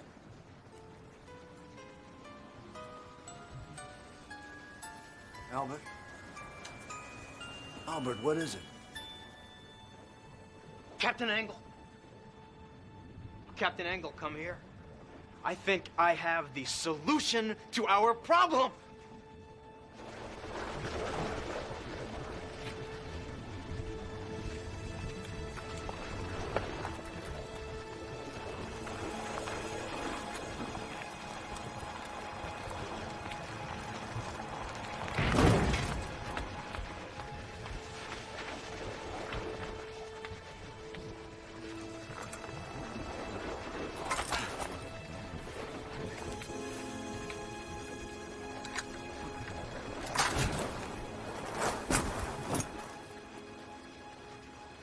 What are they doing? Well, they've taken the slide away and they're putting the stairway by the door. And now they're going up. Are you sure you don't have any idea what they're up to? All I know is that Albert went nuts. He kept saying something about the plane being more there. I didn't get it. He just was really jabbering. I just hope they hurry up. Because poor Mr. Toomey's right. The Langoliers are coming. Sweetie, that's just something his father made up. Maybe once it was make-believe. But not anymore.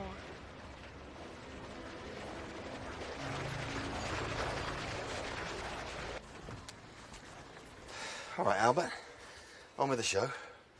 Exhibit A, the book of matches from the restaurant.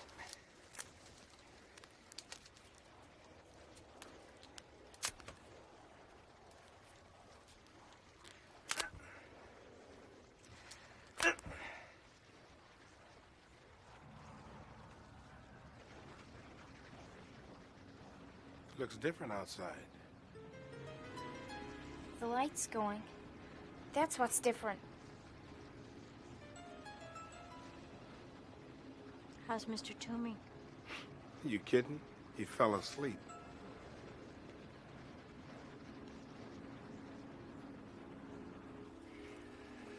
I guess that's it. There's nothing more we can do out here. Now, wait a minute. I smelled something. I smelled sulfur. I did too. Try another one, Albert. You see? You see?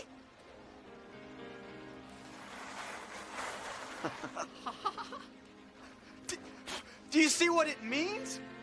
We brought our own time with us.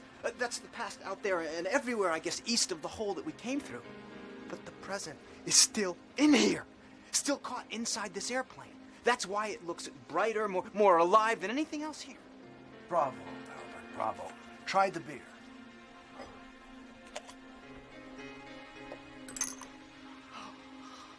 Smell. By God, it smells like beer. Well, come on, mate, pour it. My doc says suspense is bad for the old ticker.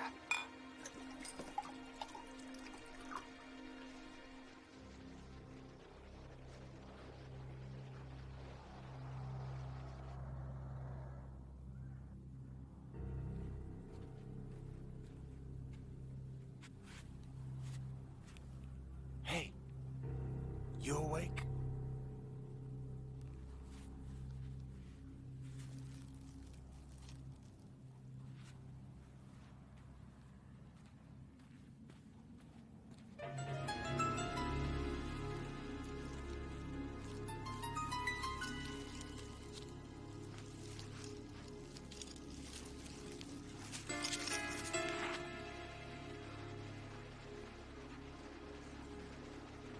So the matches work, but the lager doesn't. Well, what does that mean?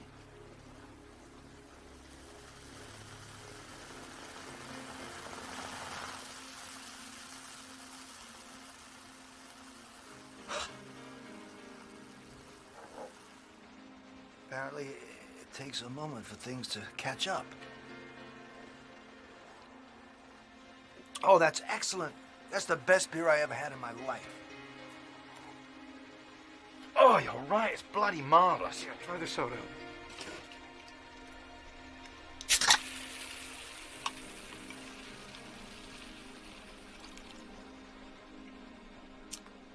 Gentlemen, the cola is very, very good today.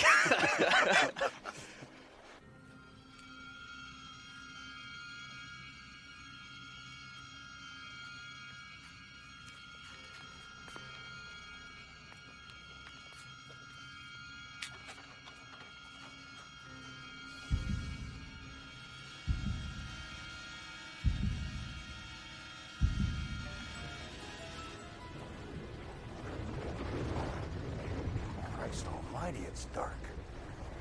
He's supposed to be watching the night. Oh, don't worry, he's still out. Damn, that sound is creepy. It's like a bunch of coked-up termites in a balsa wood glider. I think we ought to check on Mr. Toomey. I'm worried about him. But if he's unconscious, there's nothing we can do about it. I don't think he is unconscious. I don't think he's even asleep.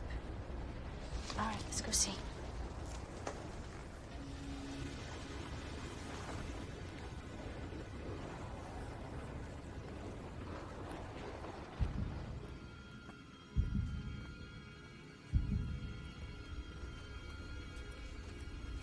Hey, look, I thought I'd... Oh, my God, where is he? I don't... Be quiet.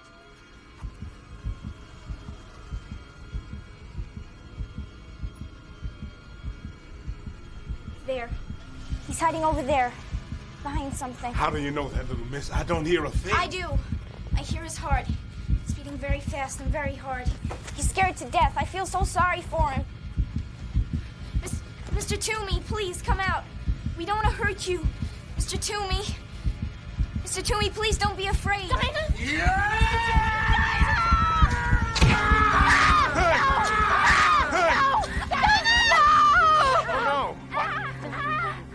Easy now. All right, China. I'll go get help. All right. girl. She's not a little girl. She's not a little girl. She's the head Langolier. She's calling the other Langoliers with her dead, blind eyes. Little rat. You're a bloody genius, Albert. You know that? You're a bloody genius. It wasn't much. I saw what was happening with Bethany's matches and thought... Come! You've got to come! Calm down. He stabbed her head. I think she's dying. Calm down. Who's dying? Dinah. The blade broke off in her chest. Mr. Toomey did it. Bloody hell. Albert, you come with me. Brian, get the engines warmed up and keep her here till I get Dinah aboard. Mr. Jenkins, bottom of the stairs, keep an eye out for Mr. Toomey. Come on, Albert. You okay?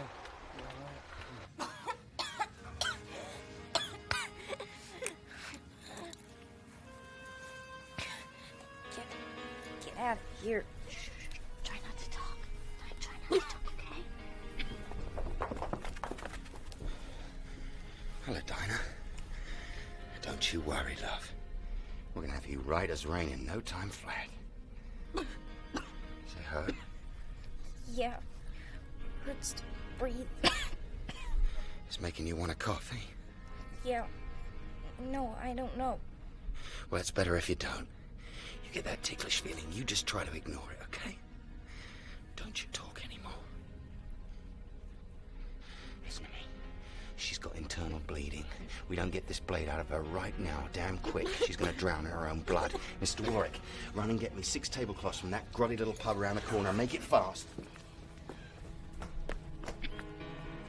What are you doing? Looking for the right surgical instrument. Sight of blood bother you? I can handle it if I have to. Good. You're gonna be my nurse then. Okay. You're gonna be all right, Dinah. I'm gonna fix you up good as new, I promise. You're closer. You really, really have to hurry. I know, love. I know.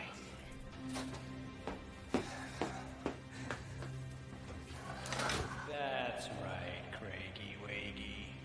You just sit here in the dark.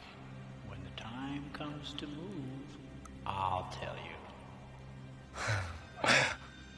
All right, Dad. Whatever you say.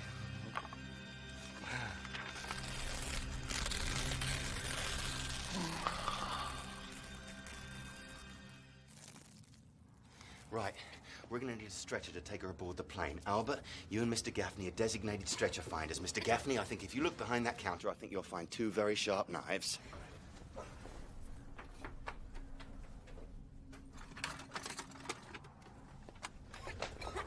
Can I use one of these tablecloths? Yeah, why? I'll show you. When I was a kid, we used to play Indiana Jones. I made something like this once. I nearly broke my brother's arm with it. Good enough. But remember, your mission is not to recapture Mr. Toomey. Your mission is to find a stretcher as quick as possible and bring it back here double time. Got it? Now, you don't find anything in 10 minutes, I want you back here and we'll carry her aboard. But if there's internal bleeding, we can't move her. We don't have a choice. I've got to get her to the plane somehow. 10 minutes is all I can spare. I know, but if she's bleeding internally, Laurel, he's right. Come on, son, let's move. Come on. How you feeling, Dinah? Hurts bad. I know it does, love. See, you've got a little piece of blade stuck in you, and I've got to pull it out. You know that, don't you? Yep. I'm scared. So am I, Dinah. So am I. Right, fold those 2 tablecloths into squares, thick as you can get them. Then kneel closer to me. Mr. Warwick, take off your belt. Now then, I'm going to grasp the blade and pull it out. Now, the moment it comes out, you slap one of those bandages on there and you press. You press hard, you understand? Yes. Jesus, help me.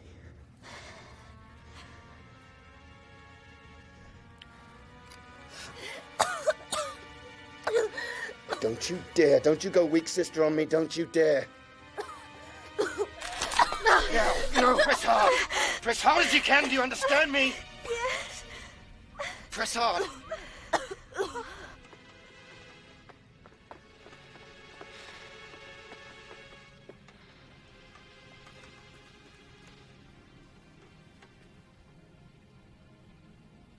Let's try in there.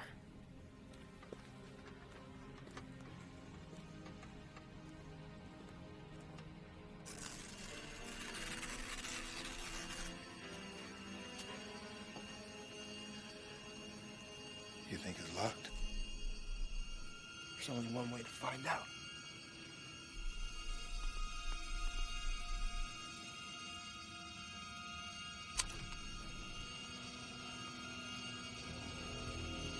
Hey, get out. Look, a stretcher.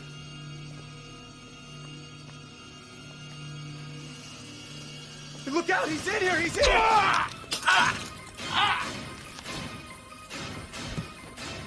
You're one of them too, aren't you? A Langolier. Screw you.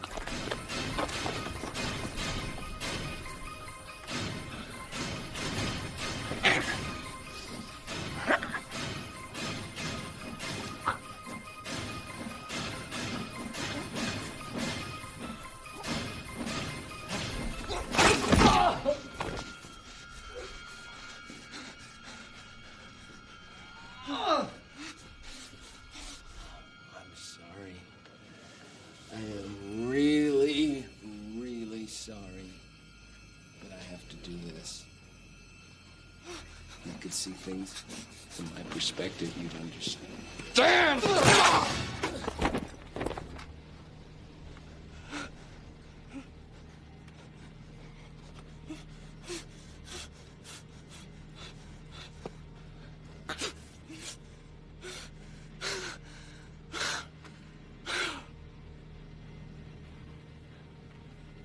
I'm going to Boston! I'm going to Boston!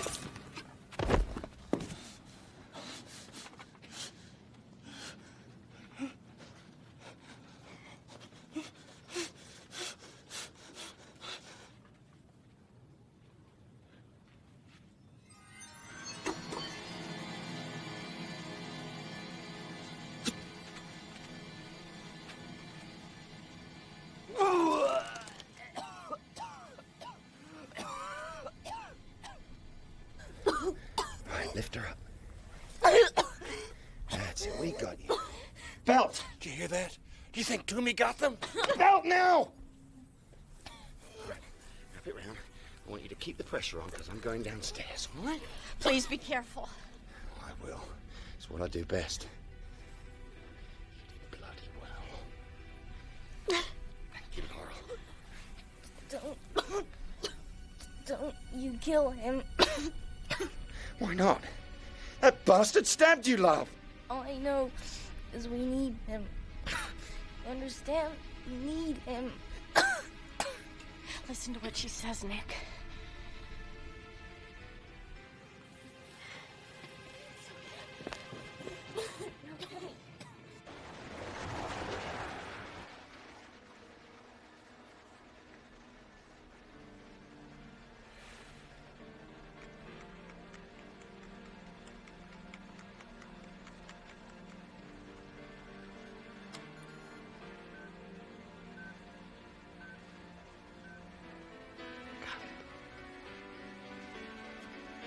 Captain Angle? Yeah. Why aren't they back yet? I can't say. Well, I asked Bob, Mr. Jenkins, if he could see anyone moving around in the terminal, and he said he couldn't. What if they're all dead? No, I'm sure they're not. If I make you feel any better, why don't you join him at the bottom of the ladder?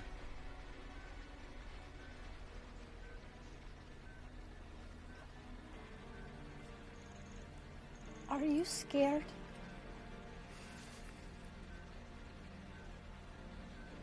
Yeah. Yeah, I sure am. I sort of feel better. It's hard being scared all by yourself.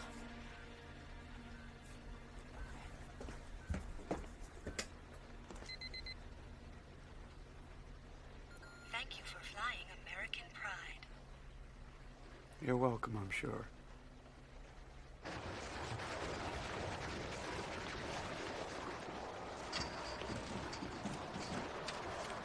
Any sign of them? Well, it depends on what you call a sign. I just heard something like shouting just before you came out of the plane. I hope Dinah's gonna be all right. But I don't know. He caught her really bad. Did you see the captain? He's up programming his instruments or something. I hope so.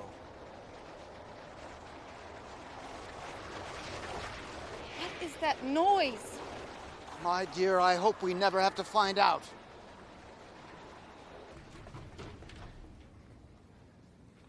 Albert?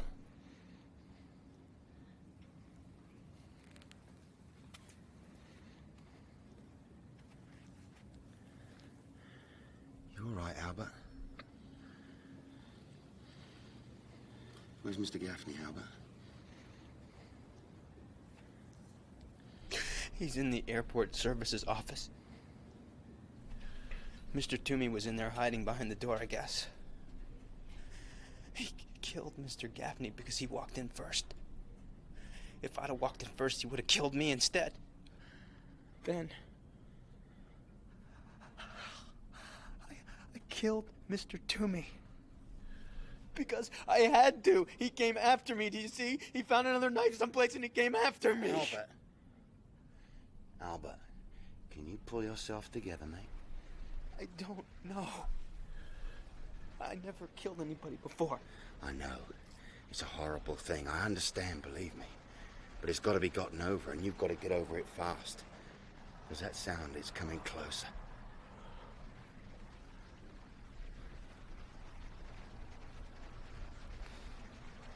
You did this with a toaster?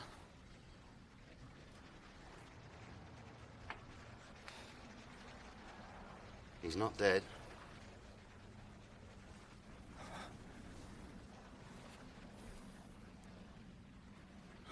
He's not. See for yourself. He's out cold, but he's still in the game. But let's see if we can find Mr. Gaffney and see if he got lucky. And did you find that stretcher? Huh? The stretcher, Albert. Yeah, we found it. Good lad. Come on, let's go.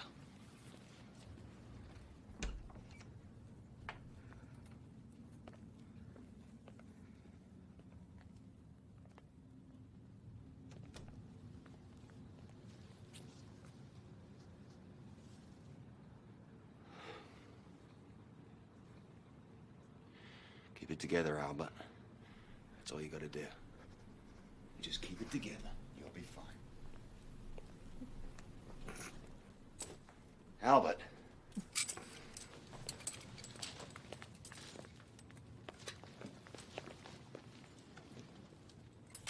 Take the stretcher upstairs. I'll be with you in a minute. What are you going to do?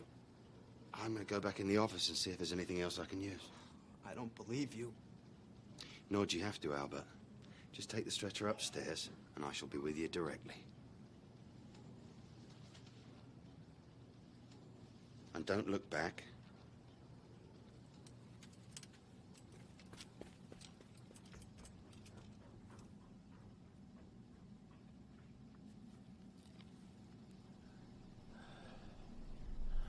This is more than you deserve, you bastard.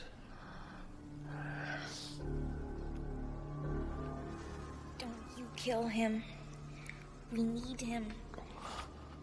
You understand me? We need him. Nick! You coming? Yes. In a minute.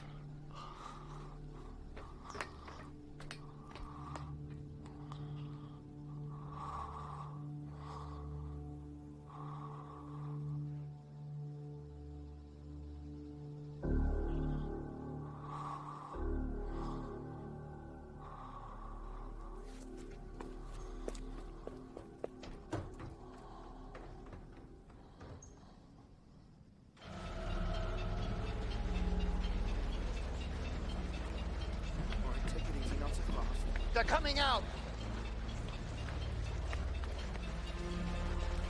Let me help. Careful, Albert. Bethany, don't jiggle her. Help me carry her up the stairs. How bad is she? She's unconscious, but still alive. What happened to the others? Gaffney's dead. Toomey might as well be. Now, mind you keep your end up now.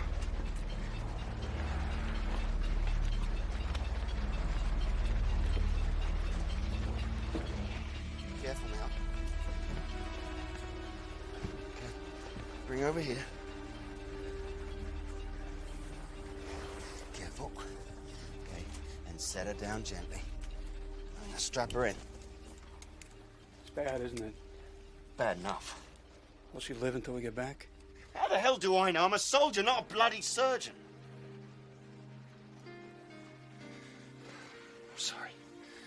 I'm sorry. This time travel stuff really gets on your nerves, doesn't it? You don't have to apologize. I'm going to start the engines. Pull as close as I can get to one of the fuel pads out there. While I'm doing that, the four of you pull the hose truck over. There's one sitting on the other jetway. You got it? Got it. Go to it then, Bethany. Mr. Warwick, go down with them, roll the ladder away from the plane. When I get it repositioned, move it back up to the door. Go ahead.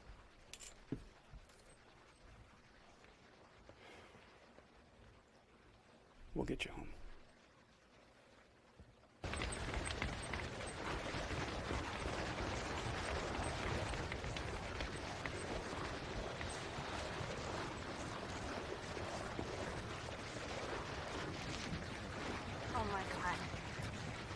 Oh my God, look. It's coming day again already. How long has it been since it turned dark? Less than 40 minutes. Yeah, well, we can't worry about that now.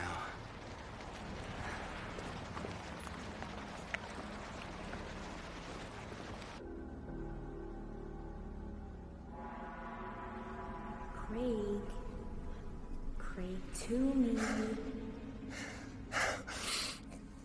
Let me die. Please, please, just let me die.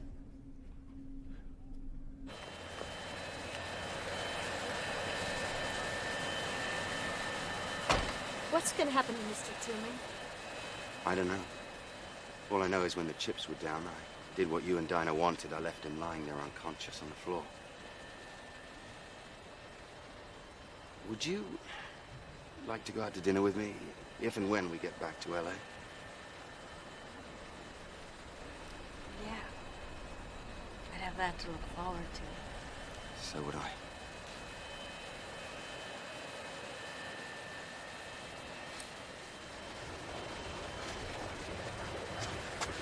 Maybe if we could see it, we could deal with it. I don't think so. All right, then. All together.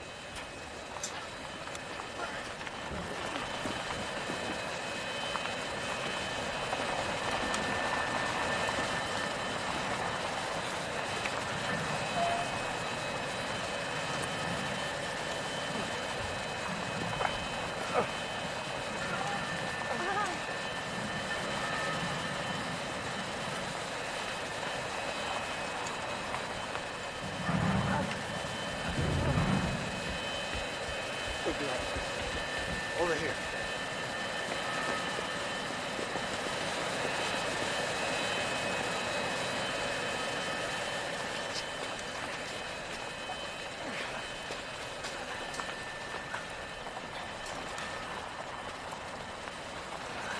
Keep going, keep going. Good, good. Hold it. There, Bethany, why don't you come in? All right, you see this over here? Can you open that lid? Rick, you take that head out of there, attach it there.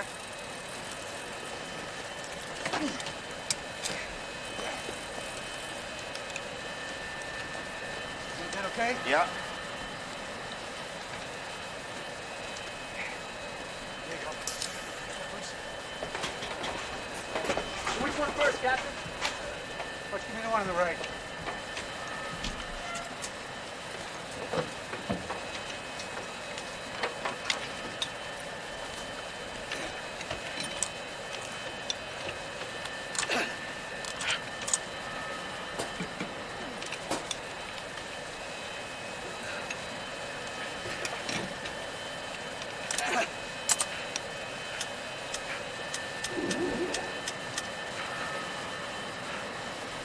What now, Brian?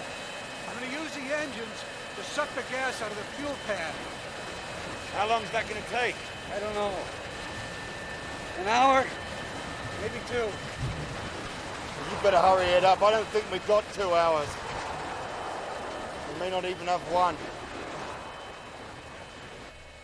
Craig? Craig, get up. You have to get up now. Go away. Go away. I hate you. Go away. They've come to you, Craig. All the people you wanted to see. They left Boston and they came here. You can still see them. If you're man enough to get up, that is. Man enough? Man enough? Whoever the hell you are, you better be kidding.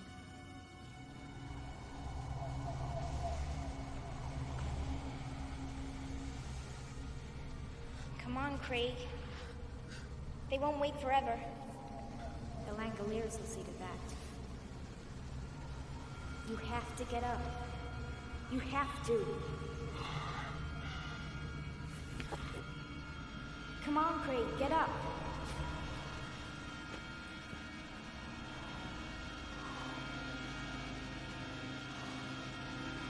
This way, Craig. They're all waiting for you. I'm sorry, Mr. Toomey. Despite what you did, I'm sorry. But we need you, so please hurry. Hurry.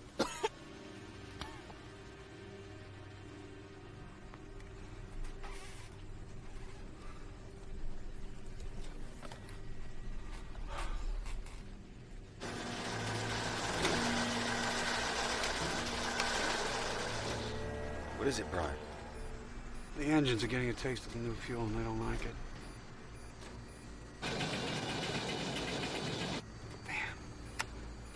What can you do about it? Try to keep the other two engines running the pumps and hope.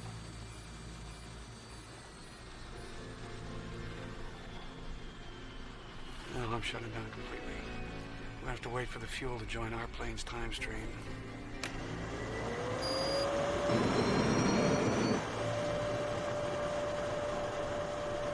Hey, we may have lucked out, Brian. Yeah, we might. What's happening? Is everything all right? We may just have a shot at this thing.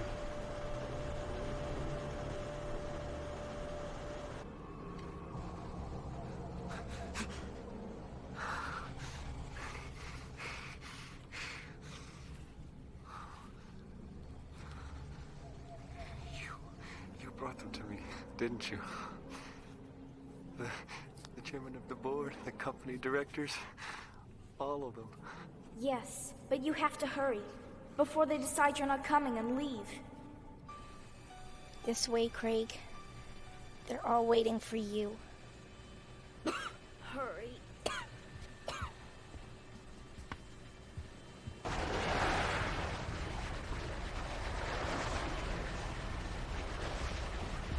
Dinah's talking in her sleep or something. I think she might be delirious.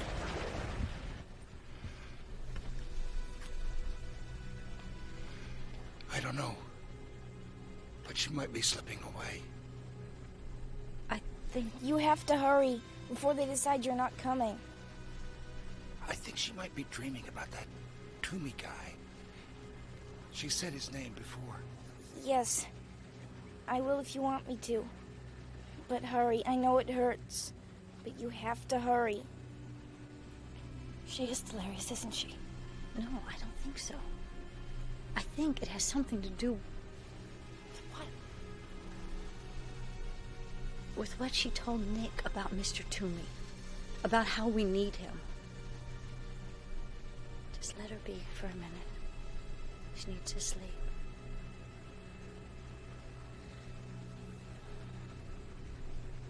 God, I hope we take off soon.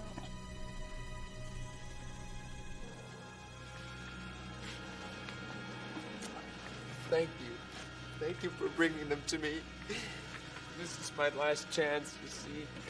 This is my last chance to get away from my father and everything else. Yes, I know.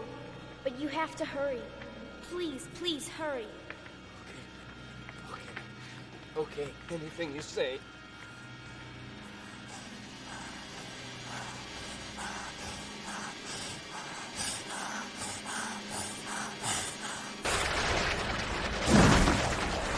What was that? Sounded like a tree falling or something. But there's not enough wind. No, there's not. What's happening? Nothing. Look at that.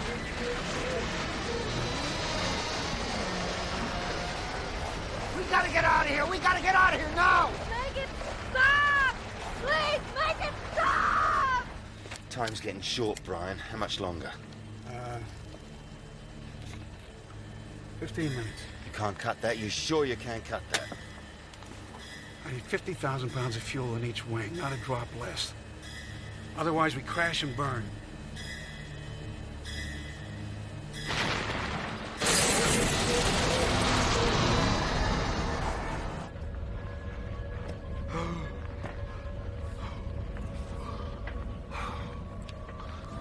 Hurry, Craig. Look at me.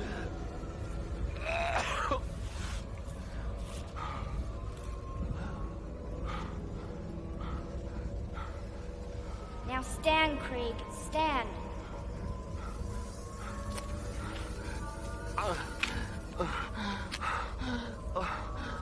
Look at me, Craig. They've come all the way from Boston just to meet you. Now hurry to them, Craig! Hurry! Hurry!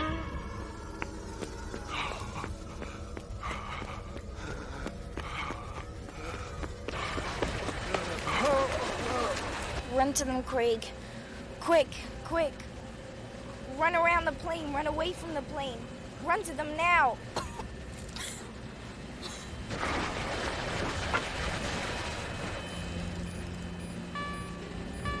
All right, we're uncoupling. We're getting the hell out of here. Mr. Toomey! It's Mr. Toomey!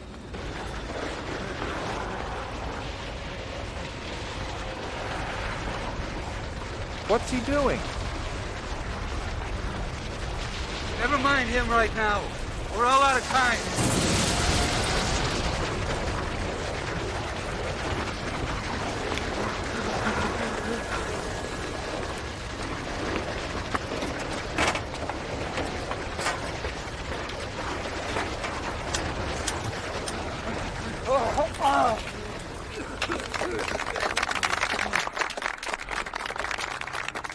Ah, Mr. Toomey at last. So glad you could make it, Craig. So, give us your report, Craig. Tell us how much money you made for us. You want to know how much money I made for you? You want to know how much money I made for you? Yeah. I'll tell you how much money I made for you. I didn't make any... No, Craig! Shut up! Shut up! Shut up! Tell them you lost the money, but it was a mistake, an accident. No! I didn't make any money for you. I didn't make any money for you. I lost money for you. I lost money for you. I lost $43 million. And I did it deliberately! I did it deliberately! I did it deliberately!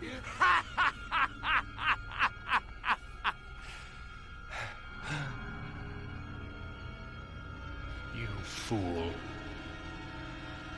You stupid fool. No. No. What's he doing?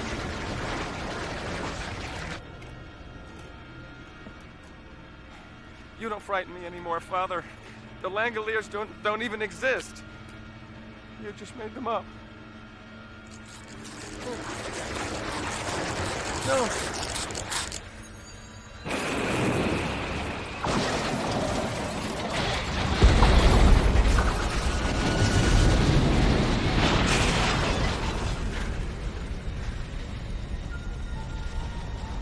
Where am I? Okay.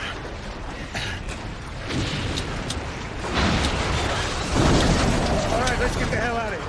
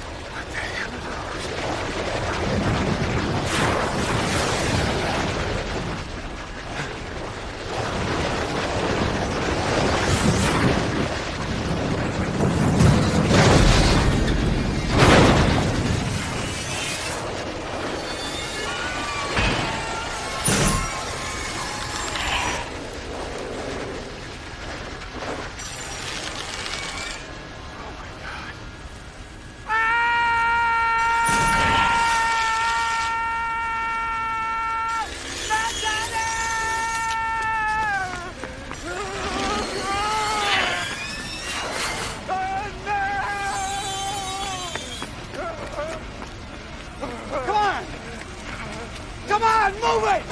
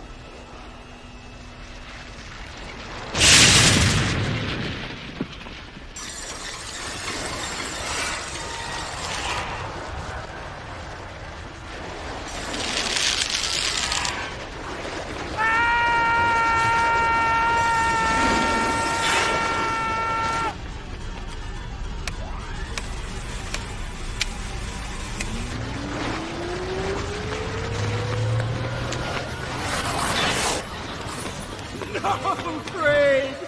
You may think you're running, but you're not. You're scampering! Ah! No. No. Daddy, no! Make them go away! Please make them go away! I'll be good! I'll be good boy! Please, I promise I'll be good if you just make them go away!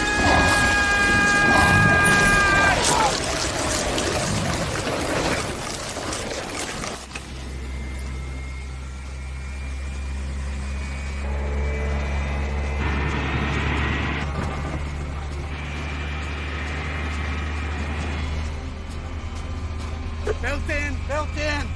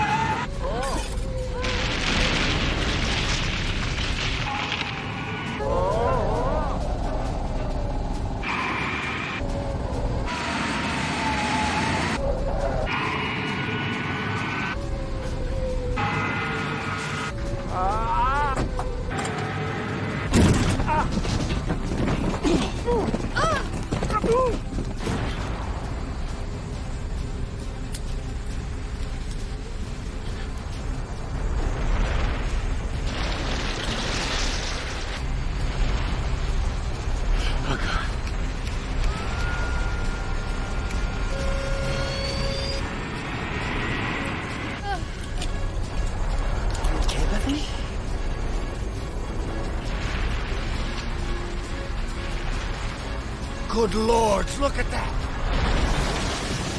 What is it? They're being drawn to Mr. Toomey. Or where Mr. Toomey was. If Toomey hadn't left the terminal, they would have eaten us and the plane too. She knew. Somehow she knew.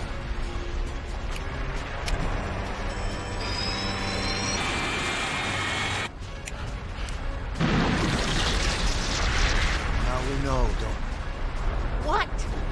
We know what? We know what happens to today when it becomes yesterday. It waits for them. It waits for them. The timekeepers of eternity. Always following behind. Cleaning up the mess in the most efficient way possible. By eating it. Mr. Toomey knew about them. He said they were the Langoliers.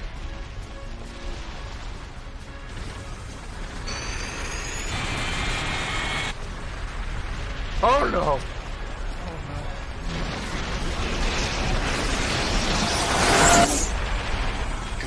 Come on.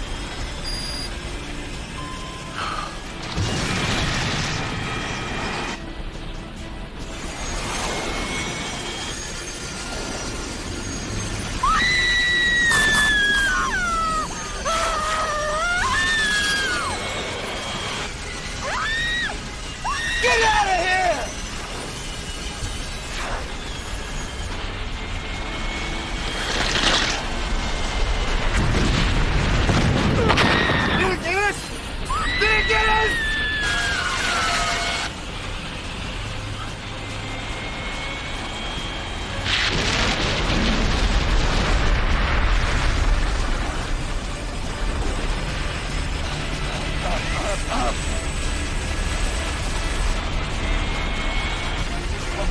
Come on!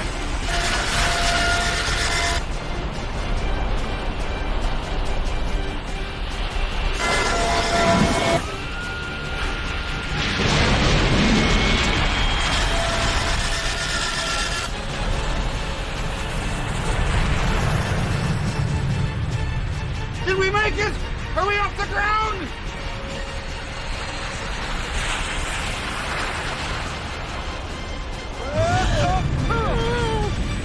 What happened? Are we crashing?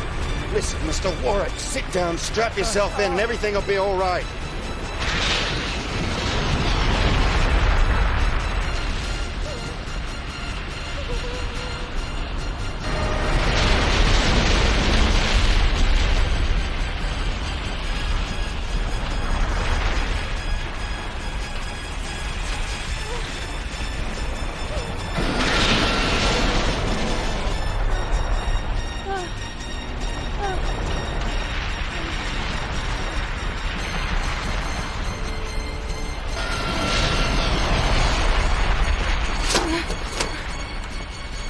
You dare open those. Don't worry. I won't.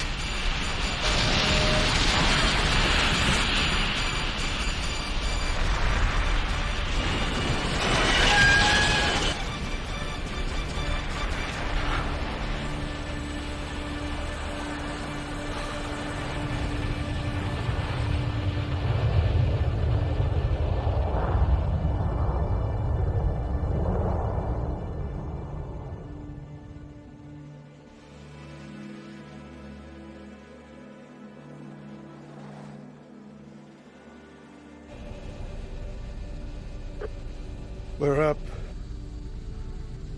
You all know what happens now. We go back exactly the way we came in. And we hope that whatever doorway we came through is still there. If it is, we'll try going through.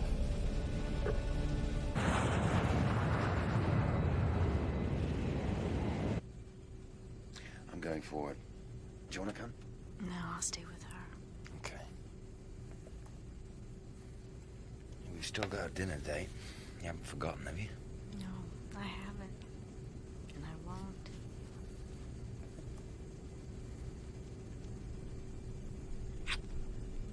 Neither will I.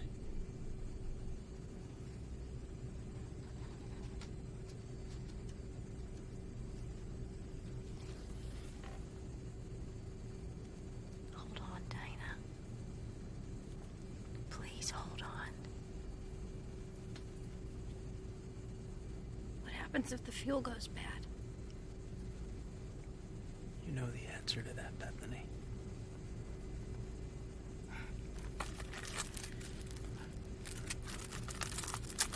Yeah, I know. We crashed in the story. Would you like to kiss me? Yes.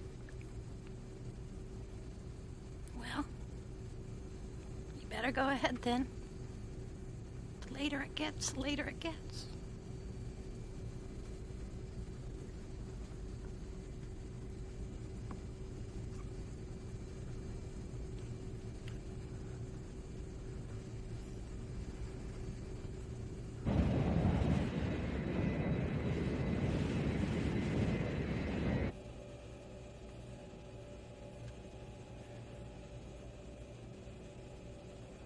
Time's going faster, isn't it?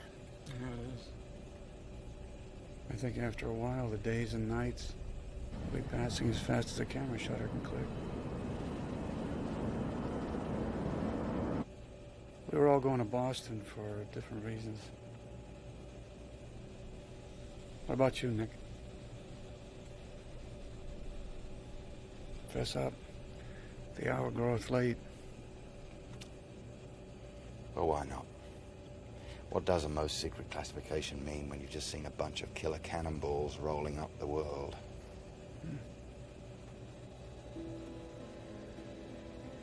I'm a special operator in the armed services, Brian. I do a number of odd jobs. Some fairly innocuous, some fabulously nasty. There's a man in Boston who's a politician of some note. Well, this man, I'll call him Mr. O'Banion for sake of conversation. He's very rich, Brian, and an enthusiastic supporter of the Irish Republican Army.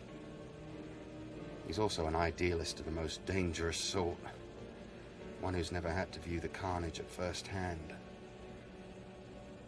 You were supposed to kill him? Not unless I had to. See, our Mr. O'Banion has a great deal of powerful American friends, and his friends are our friends, and therefore killing Mr. O'Banion would be a great political risk. He does have a very nice piece of fluff on the side, and she's the one I was supposed to kill. As a warning? Yeah. As a warning.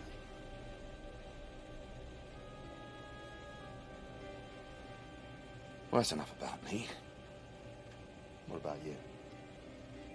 What are you hiding you'd like to get off your chest? Me? No, I don't have anything to hide. Well, maybe there's one thing. My ex-wife died in a fire in Boston. That's why I was heading back. Our marriage ended badly. We were having a fight about children. I wanted them. She didn't. And I did something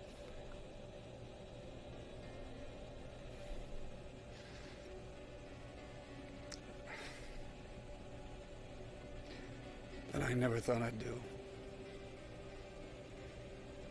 So,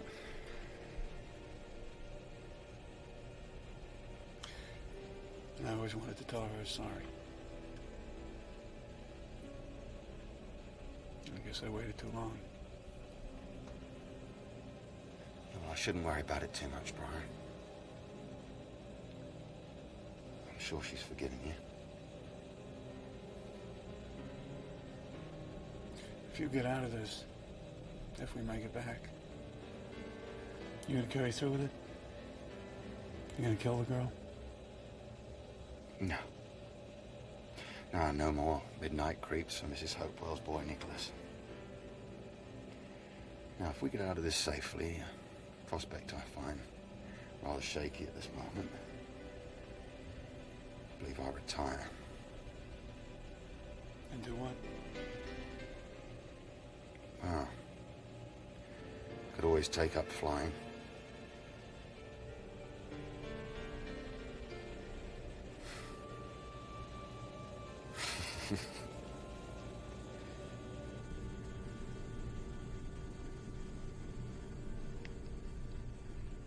Laurel.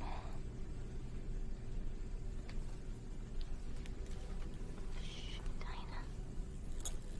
Try not to talk. We're going back. And you're gonna be all right, I promise you. Don't worry about me, Laurel. I got what I wanted. Dinah, you shouldn't talk. I saw through Mr. Toomey's eyes. At the start, everything looked mean and nasty to him. But it was better at the end. Please, Dinah. Try not to talk anymore, okay?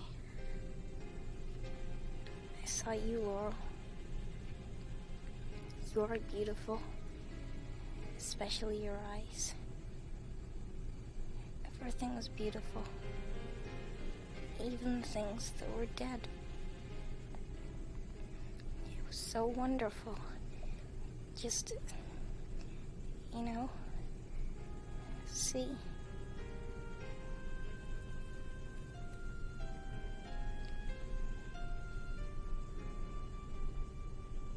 Dinah. Breathe, Dinah. Please.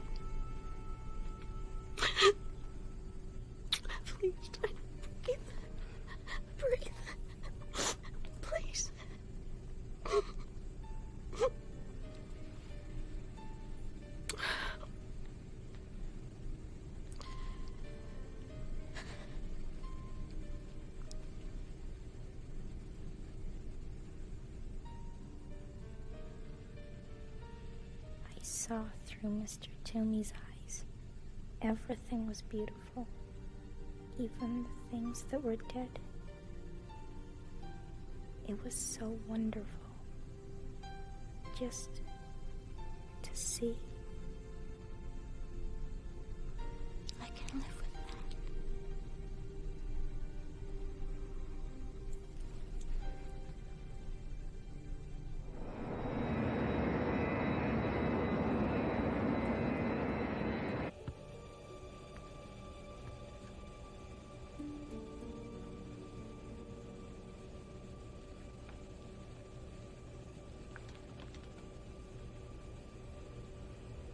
We just lost a little girl.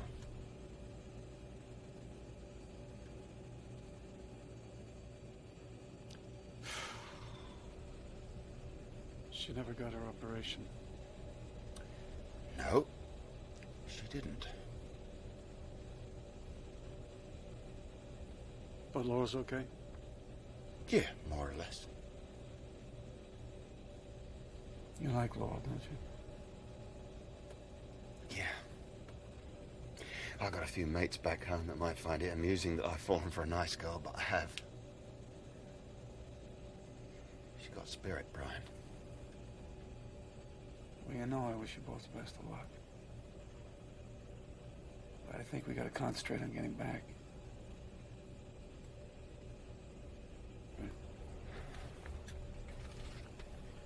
We are just about here now. And that's right where the time rip should be. Now, you mind watching out for it while I fly? Sure. I just wish I knew what the hell I was looking for.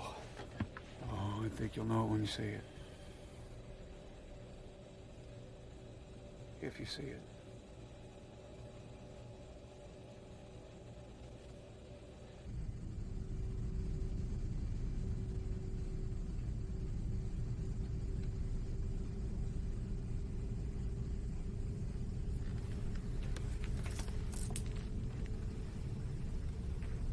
What's wrong? I don't know, and that's the problem, dear boy. There's something wrong, something very wrong, but can't figure out what it is.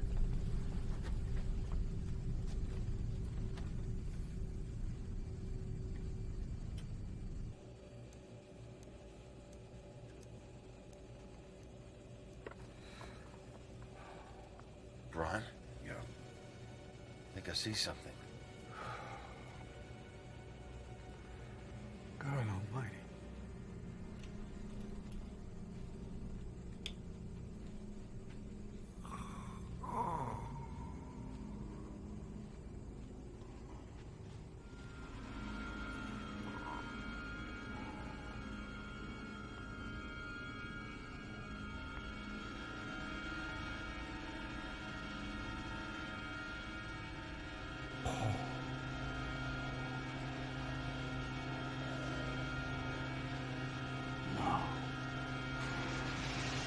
Yes! We're in business!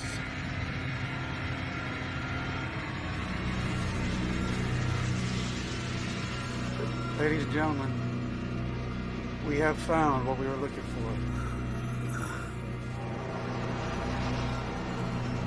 I'm going to take us straight through the middle of it, and we'll find out what's on the other side. Stop! Stop! Captain!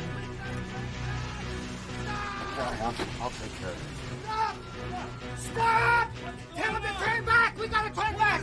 We can't! Take his down! We're all gonna die! Listen to me! We were all asleep! Get it? We were all asleep when we flew through the rip! Bloody hell!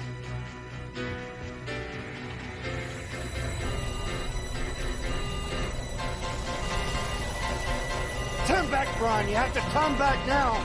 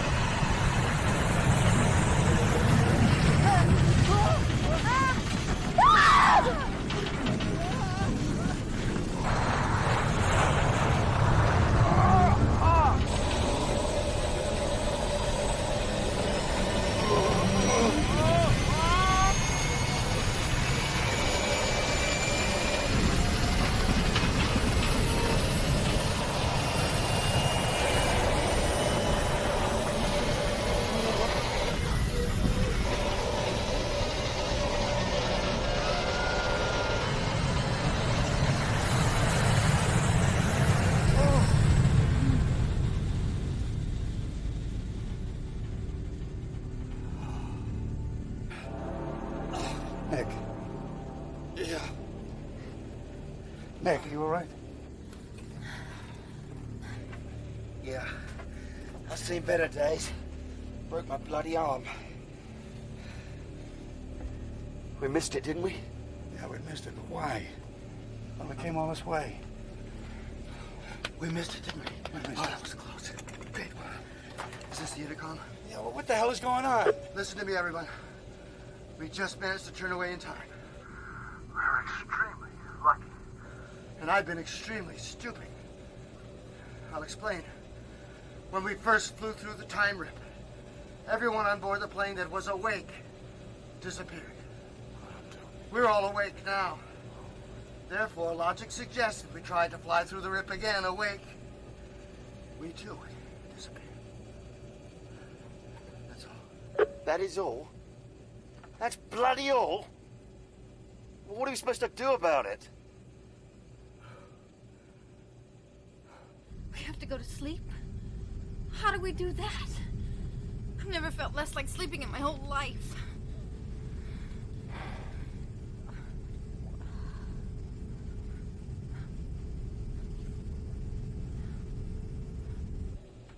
I don't know what we do now. But if we're gonna try going through that hole, it has to be soon. The fuel we've got to carry us for an hour, no more. Well, surely there's other airfields.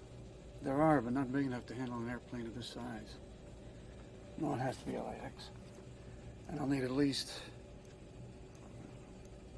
35 minutes to get there, and that gives us 20 minutes at most to figure this thing out and get through the hole.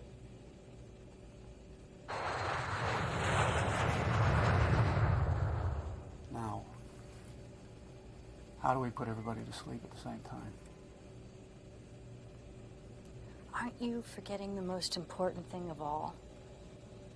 I mean, even if you figure out a way to put us all out, who's going to land the plane in L.A.?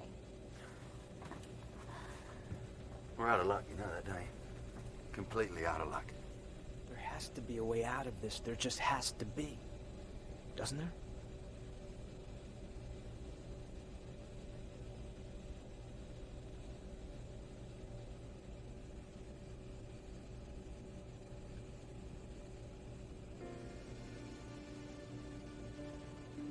There is a way out.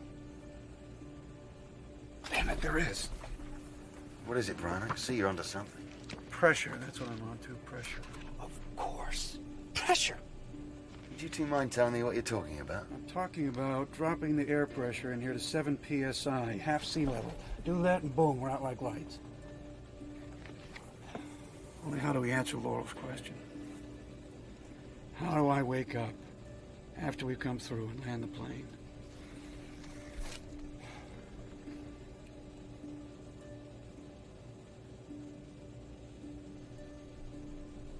One of us will have to stay awake to turn the pressure up just before we fly through the rip. So one of us will... One of us will have to die.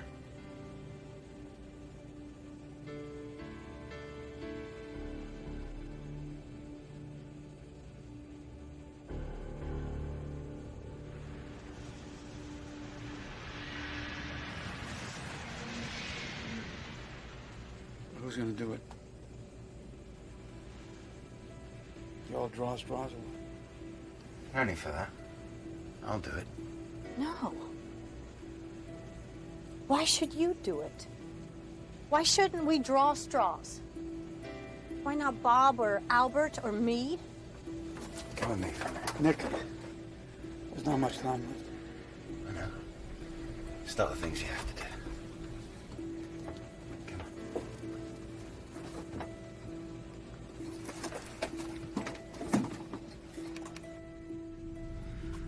Laurel, I think we could have something, you and me. Do you think I could be right about that? Because if you do, say so.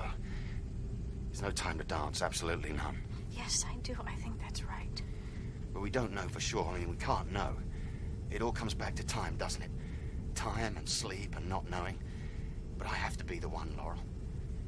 You see, I've tried to keep a reasonable account of myself during my life, and all my books are deeply in the red, and this is my chance to balance them, and I mean to take it. I don't understand what you're... Look, I wish I could tell you everything about myself, but there's no time. Would you do something special for me? If you get out of this, that is. Yes, of course. Nick! Yeah, I'm coming. Listen to me. Listen very carefully. I was going to quit it. My mind was made up. Quit what? Doesn't matter. What matters is that you believe me, do you? I don't know what you're talking about, but I believe you mean it. Nick, we're heading towards a rip! Yeah, I'm coming just now, damn it! Listen, my dear old dad lives in the village of Fluting. It's about 20 miles south of London. You ask for him in any shop along the high street, Mr. Hopewell. Some of the older ones still call him the gaffer. You go to him and tell him I was going to quit it. You'll need to be persistent. He tends to turn away and cuss loudly when he hears my name. Can you be persistent? Yes. Good. And you repeat what I told you. And you tell him you believe me. Tell him that I tried my best to atone for what happened outside the church in Belfast. In Belfast? Right. And if you can't get him to listen, you tell him that he must listen because of the daisies. Because of the time I bought the daisies. Because when you brought him daisies. No, not to him. But it'll do. Can you remember that as well? Yes. But... It's okay. Thank you so much, Laura. Nick!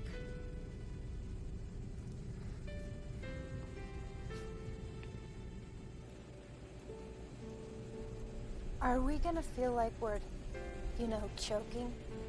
No. You'll feel a little giddy. Just kind of swimmy in the head. And then nothing. Right. You never know, I might still be here. Bad pennies do have a way of turning up, don't they, Brian? Anything's possible.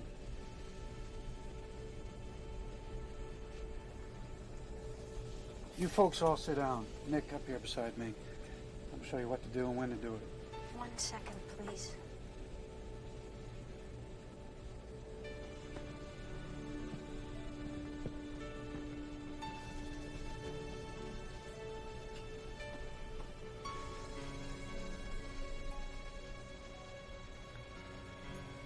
You had decided to quit. You made up your mind. And if your father won't listen, I'm to remind him of the day you bought the daisies. Is that right? It's letter perfect, my love.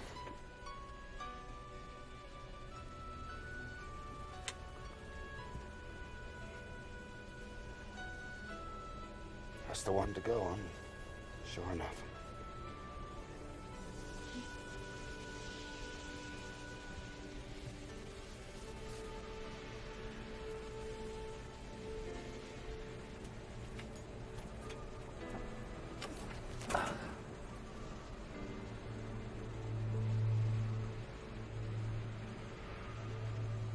Shall we? Let's do it.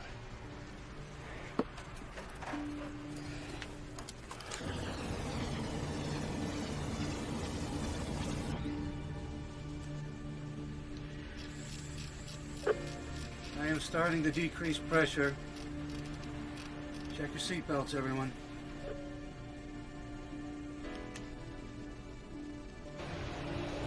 I think you better put your belt on.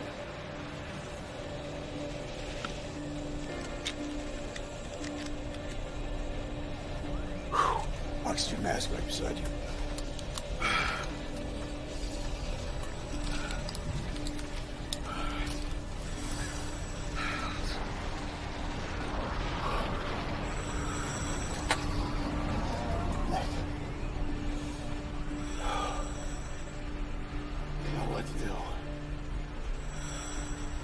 I know. No fear. Off to sleep. Sweet dreams and all that.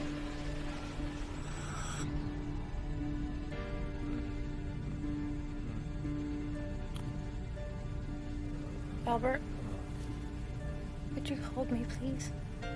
Yes. You'll hold me.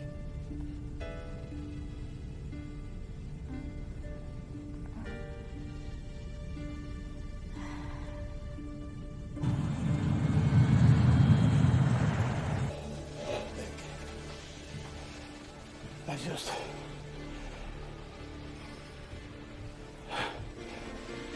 want to say...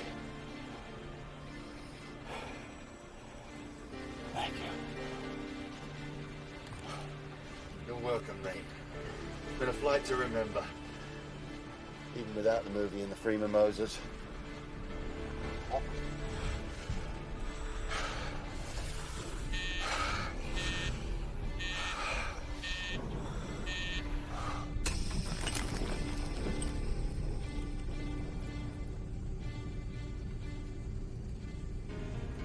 Remember about Belfast?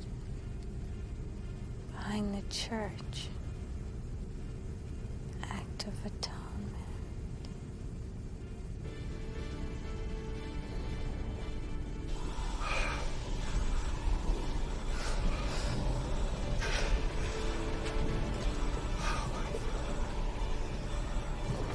It's so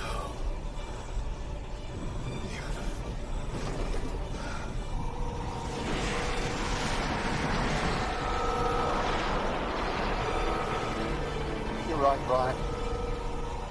It is beautiful, and why not?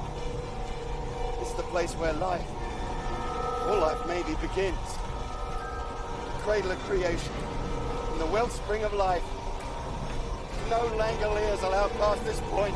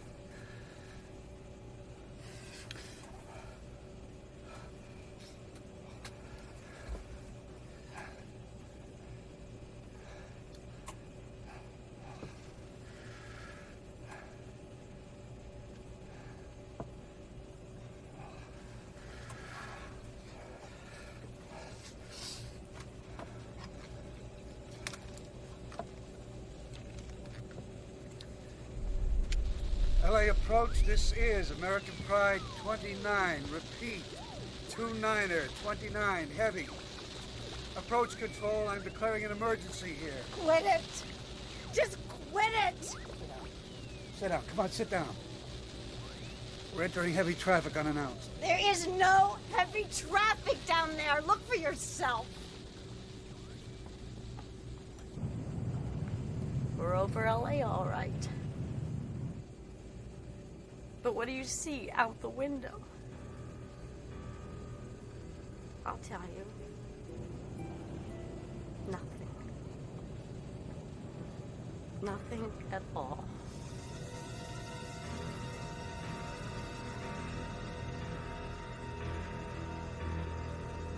Here, put this in. Put it on.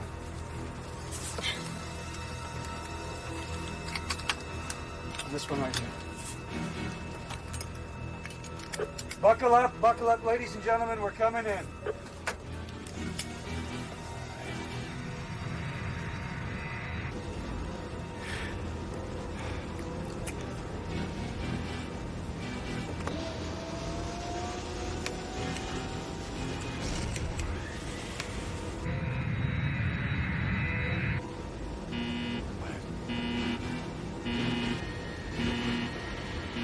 Oh, no.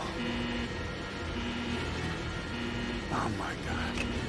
We're out of fuel.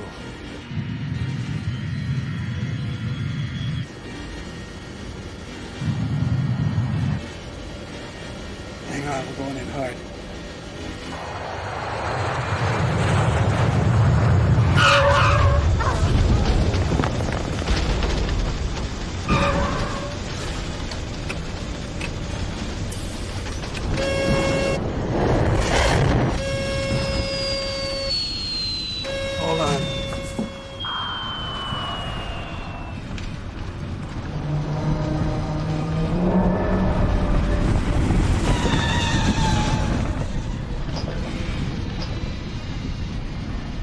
Watch out! Gonna hit that truck?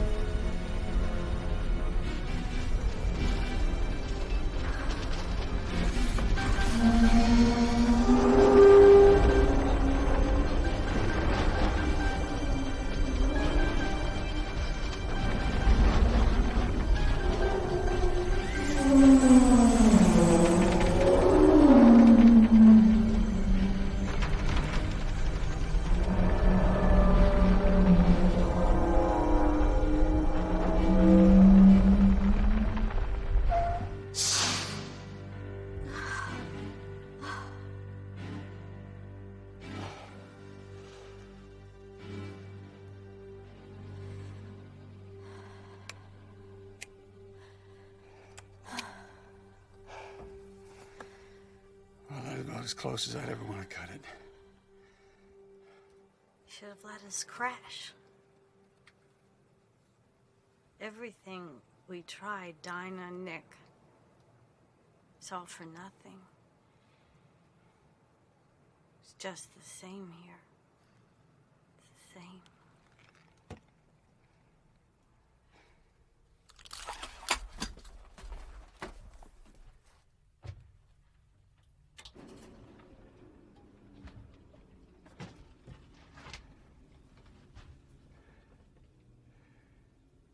Time to check on the others.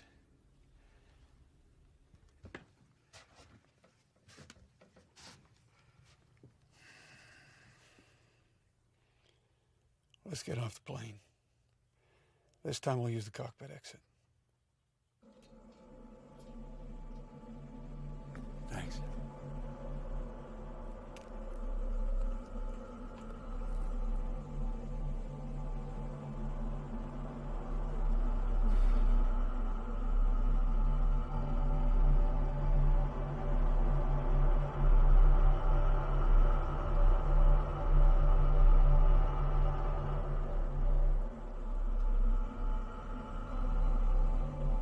Humming. Sounds like electricity. No, I don't think it's electricity. I'm not sure what it is, though. Well, it doesn't sound like anything I've ever heard before. Why don't we try the jetway service door?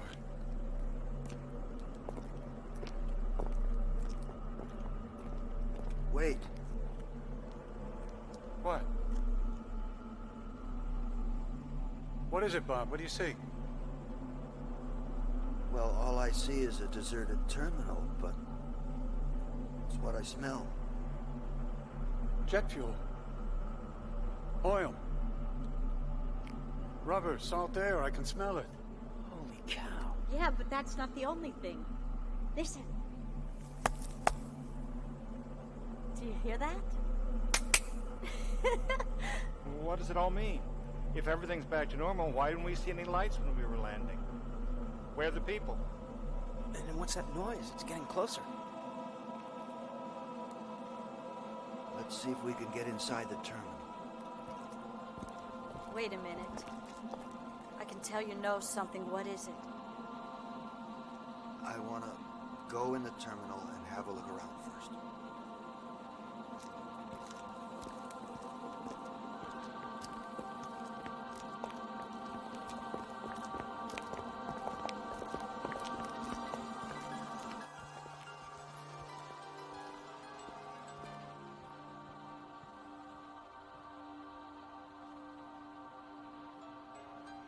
Come with me, quickly, please.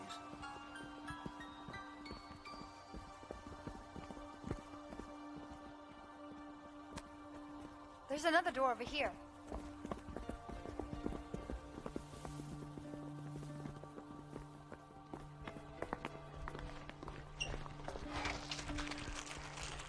Here, Albert, you open that trunk, quick.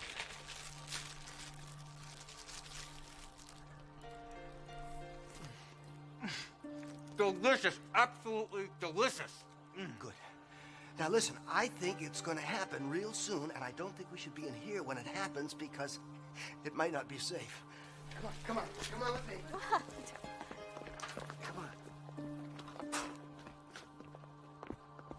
Come on, down here, come on.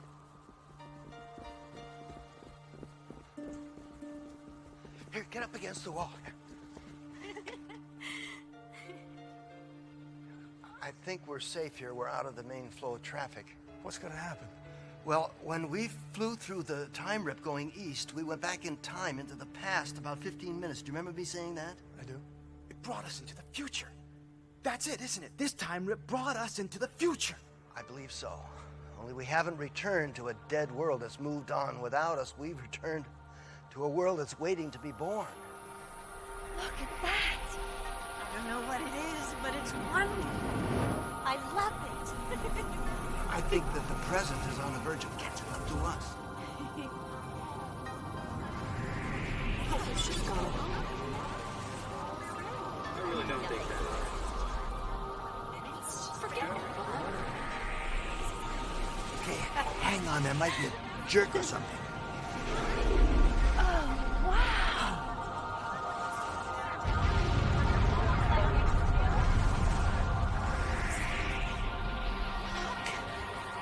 Brian, look.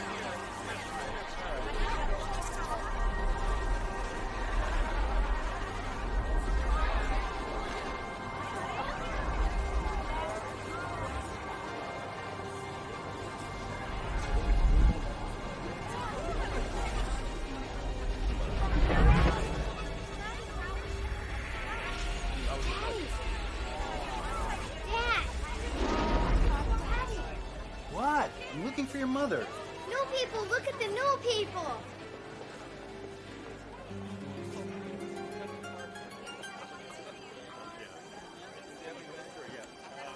Yeah, great. Come on, let's go find your mom. Did you hear that? Did you hear what she said? Yes. Is that who we are? The new people? Are we the new people? I don't know. That's what it feels like. That was wonderful. My God, that was the most wonderful thing. Cool. Captain, what do you think we should do now? Oh, I want to go outside, breathe some fresh air, and look at the sky. Yes, but we should notify the authorities. Oh, we about- will. We will. The sky first. Maybe get something to eat on the way? Yes, why not? I want to stop. Mine too. Yeah. Let's blow this joint. Unless any of you want to take the next flight east. Not now, but soon. And all the way to England. There's a man I need to see there in Fluting. The old people still call him the Gaffer. What are you talking about? Daisies. I'm talking about daisies. Come on. Come on, let's go. Well, as for me, the next time I go to Boston, I'm going to take a slow train. Bob, you're gonna get over that. People, Bethany. I know. I'm so happy. Yeah.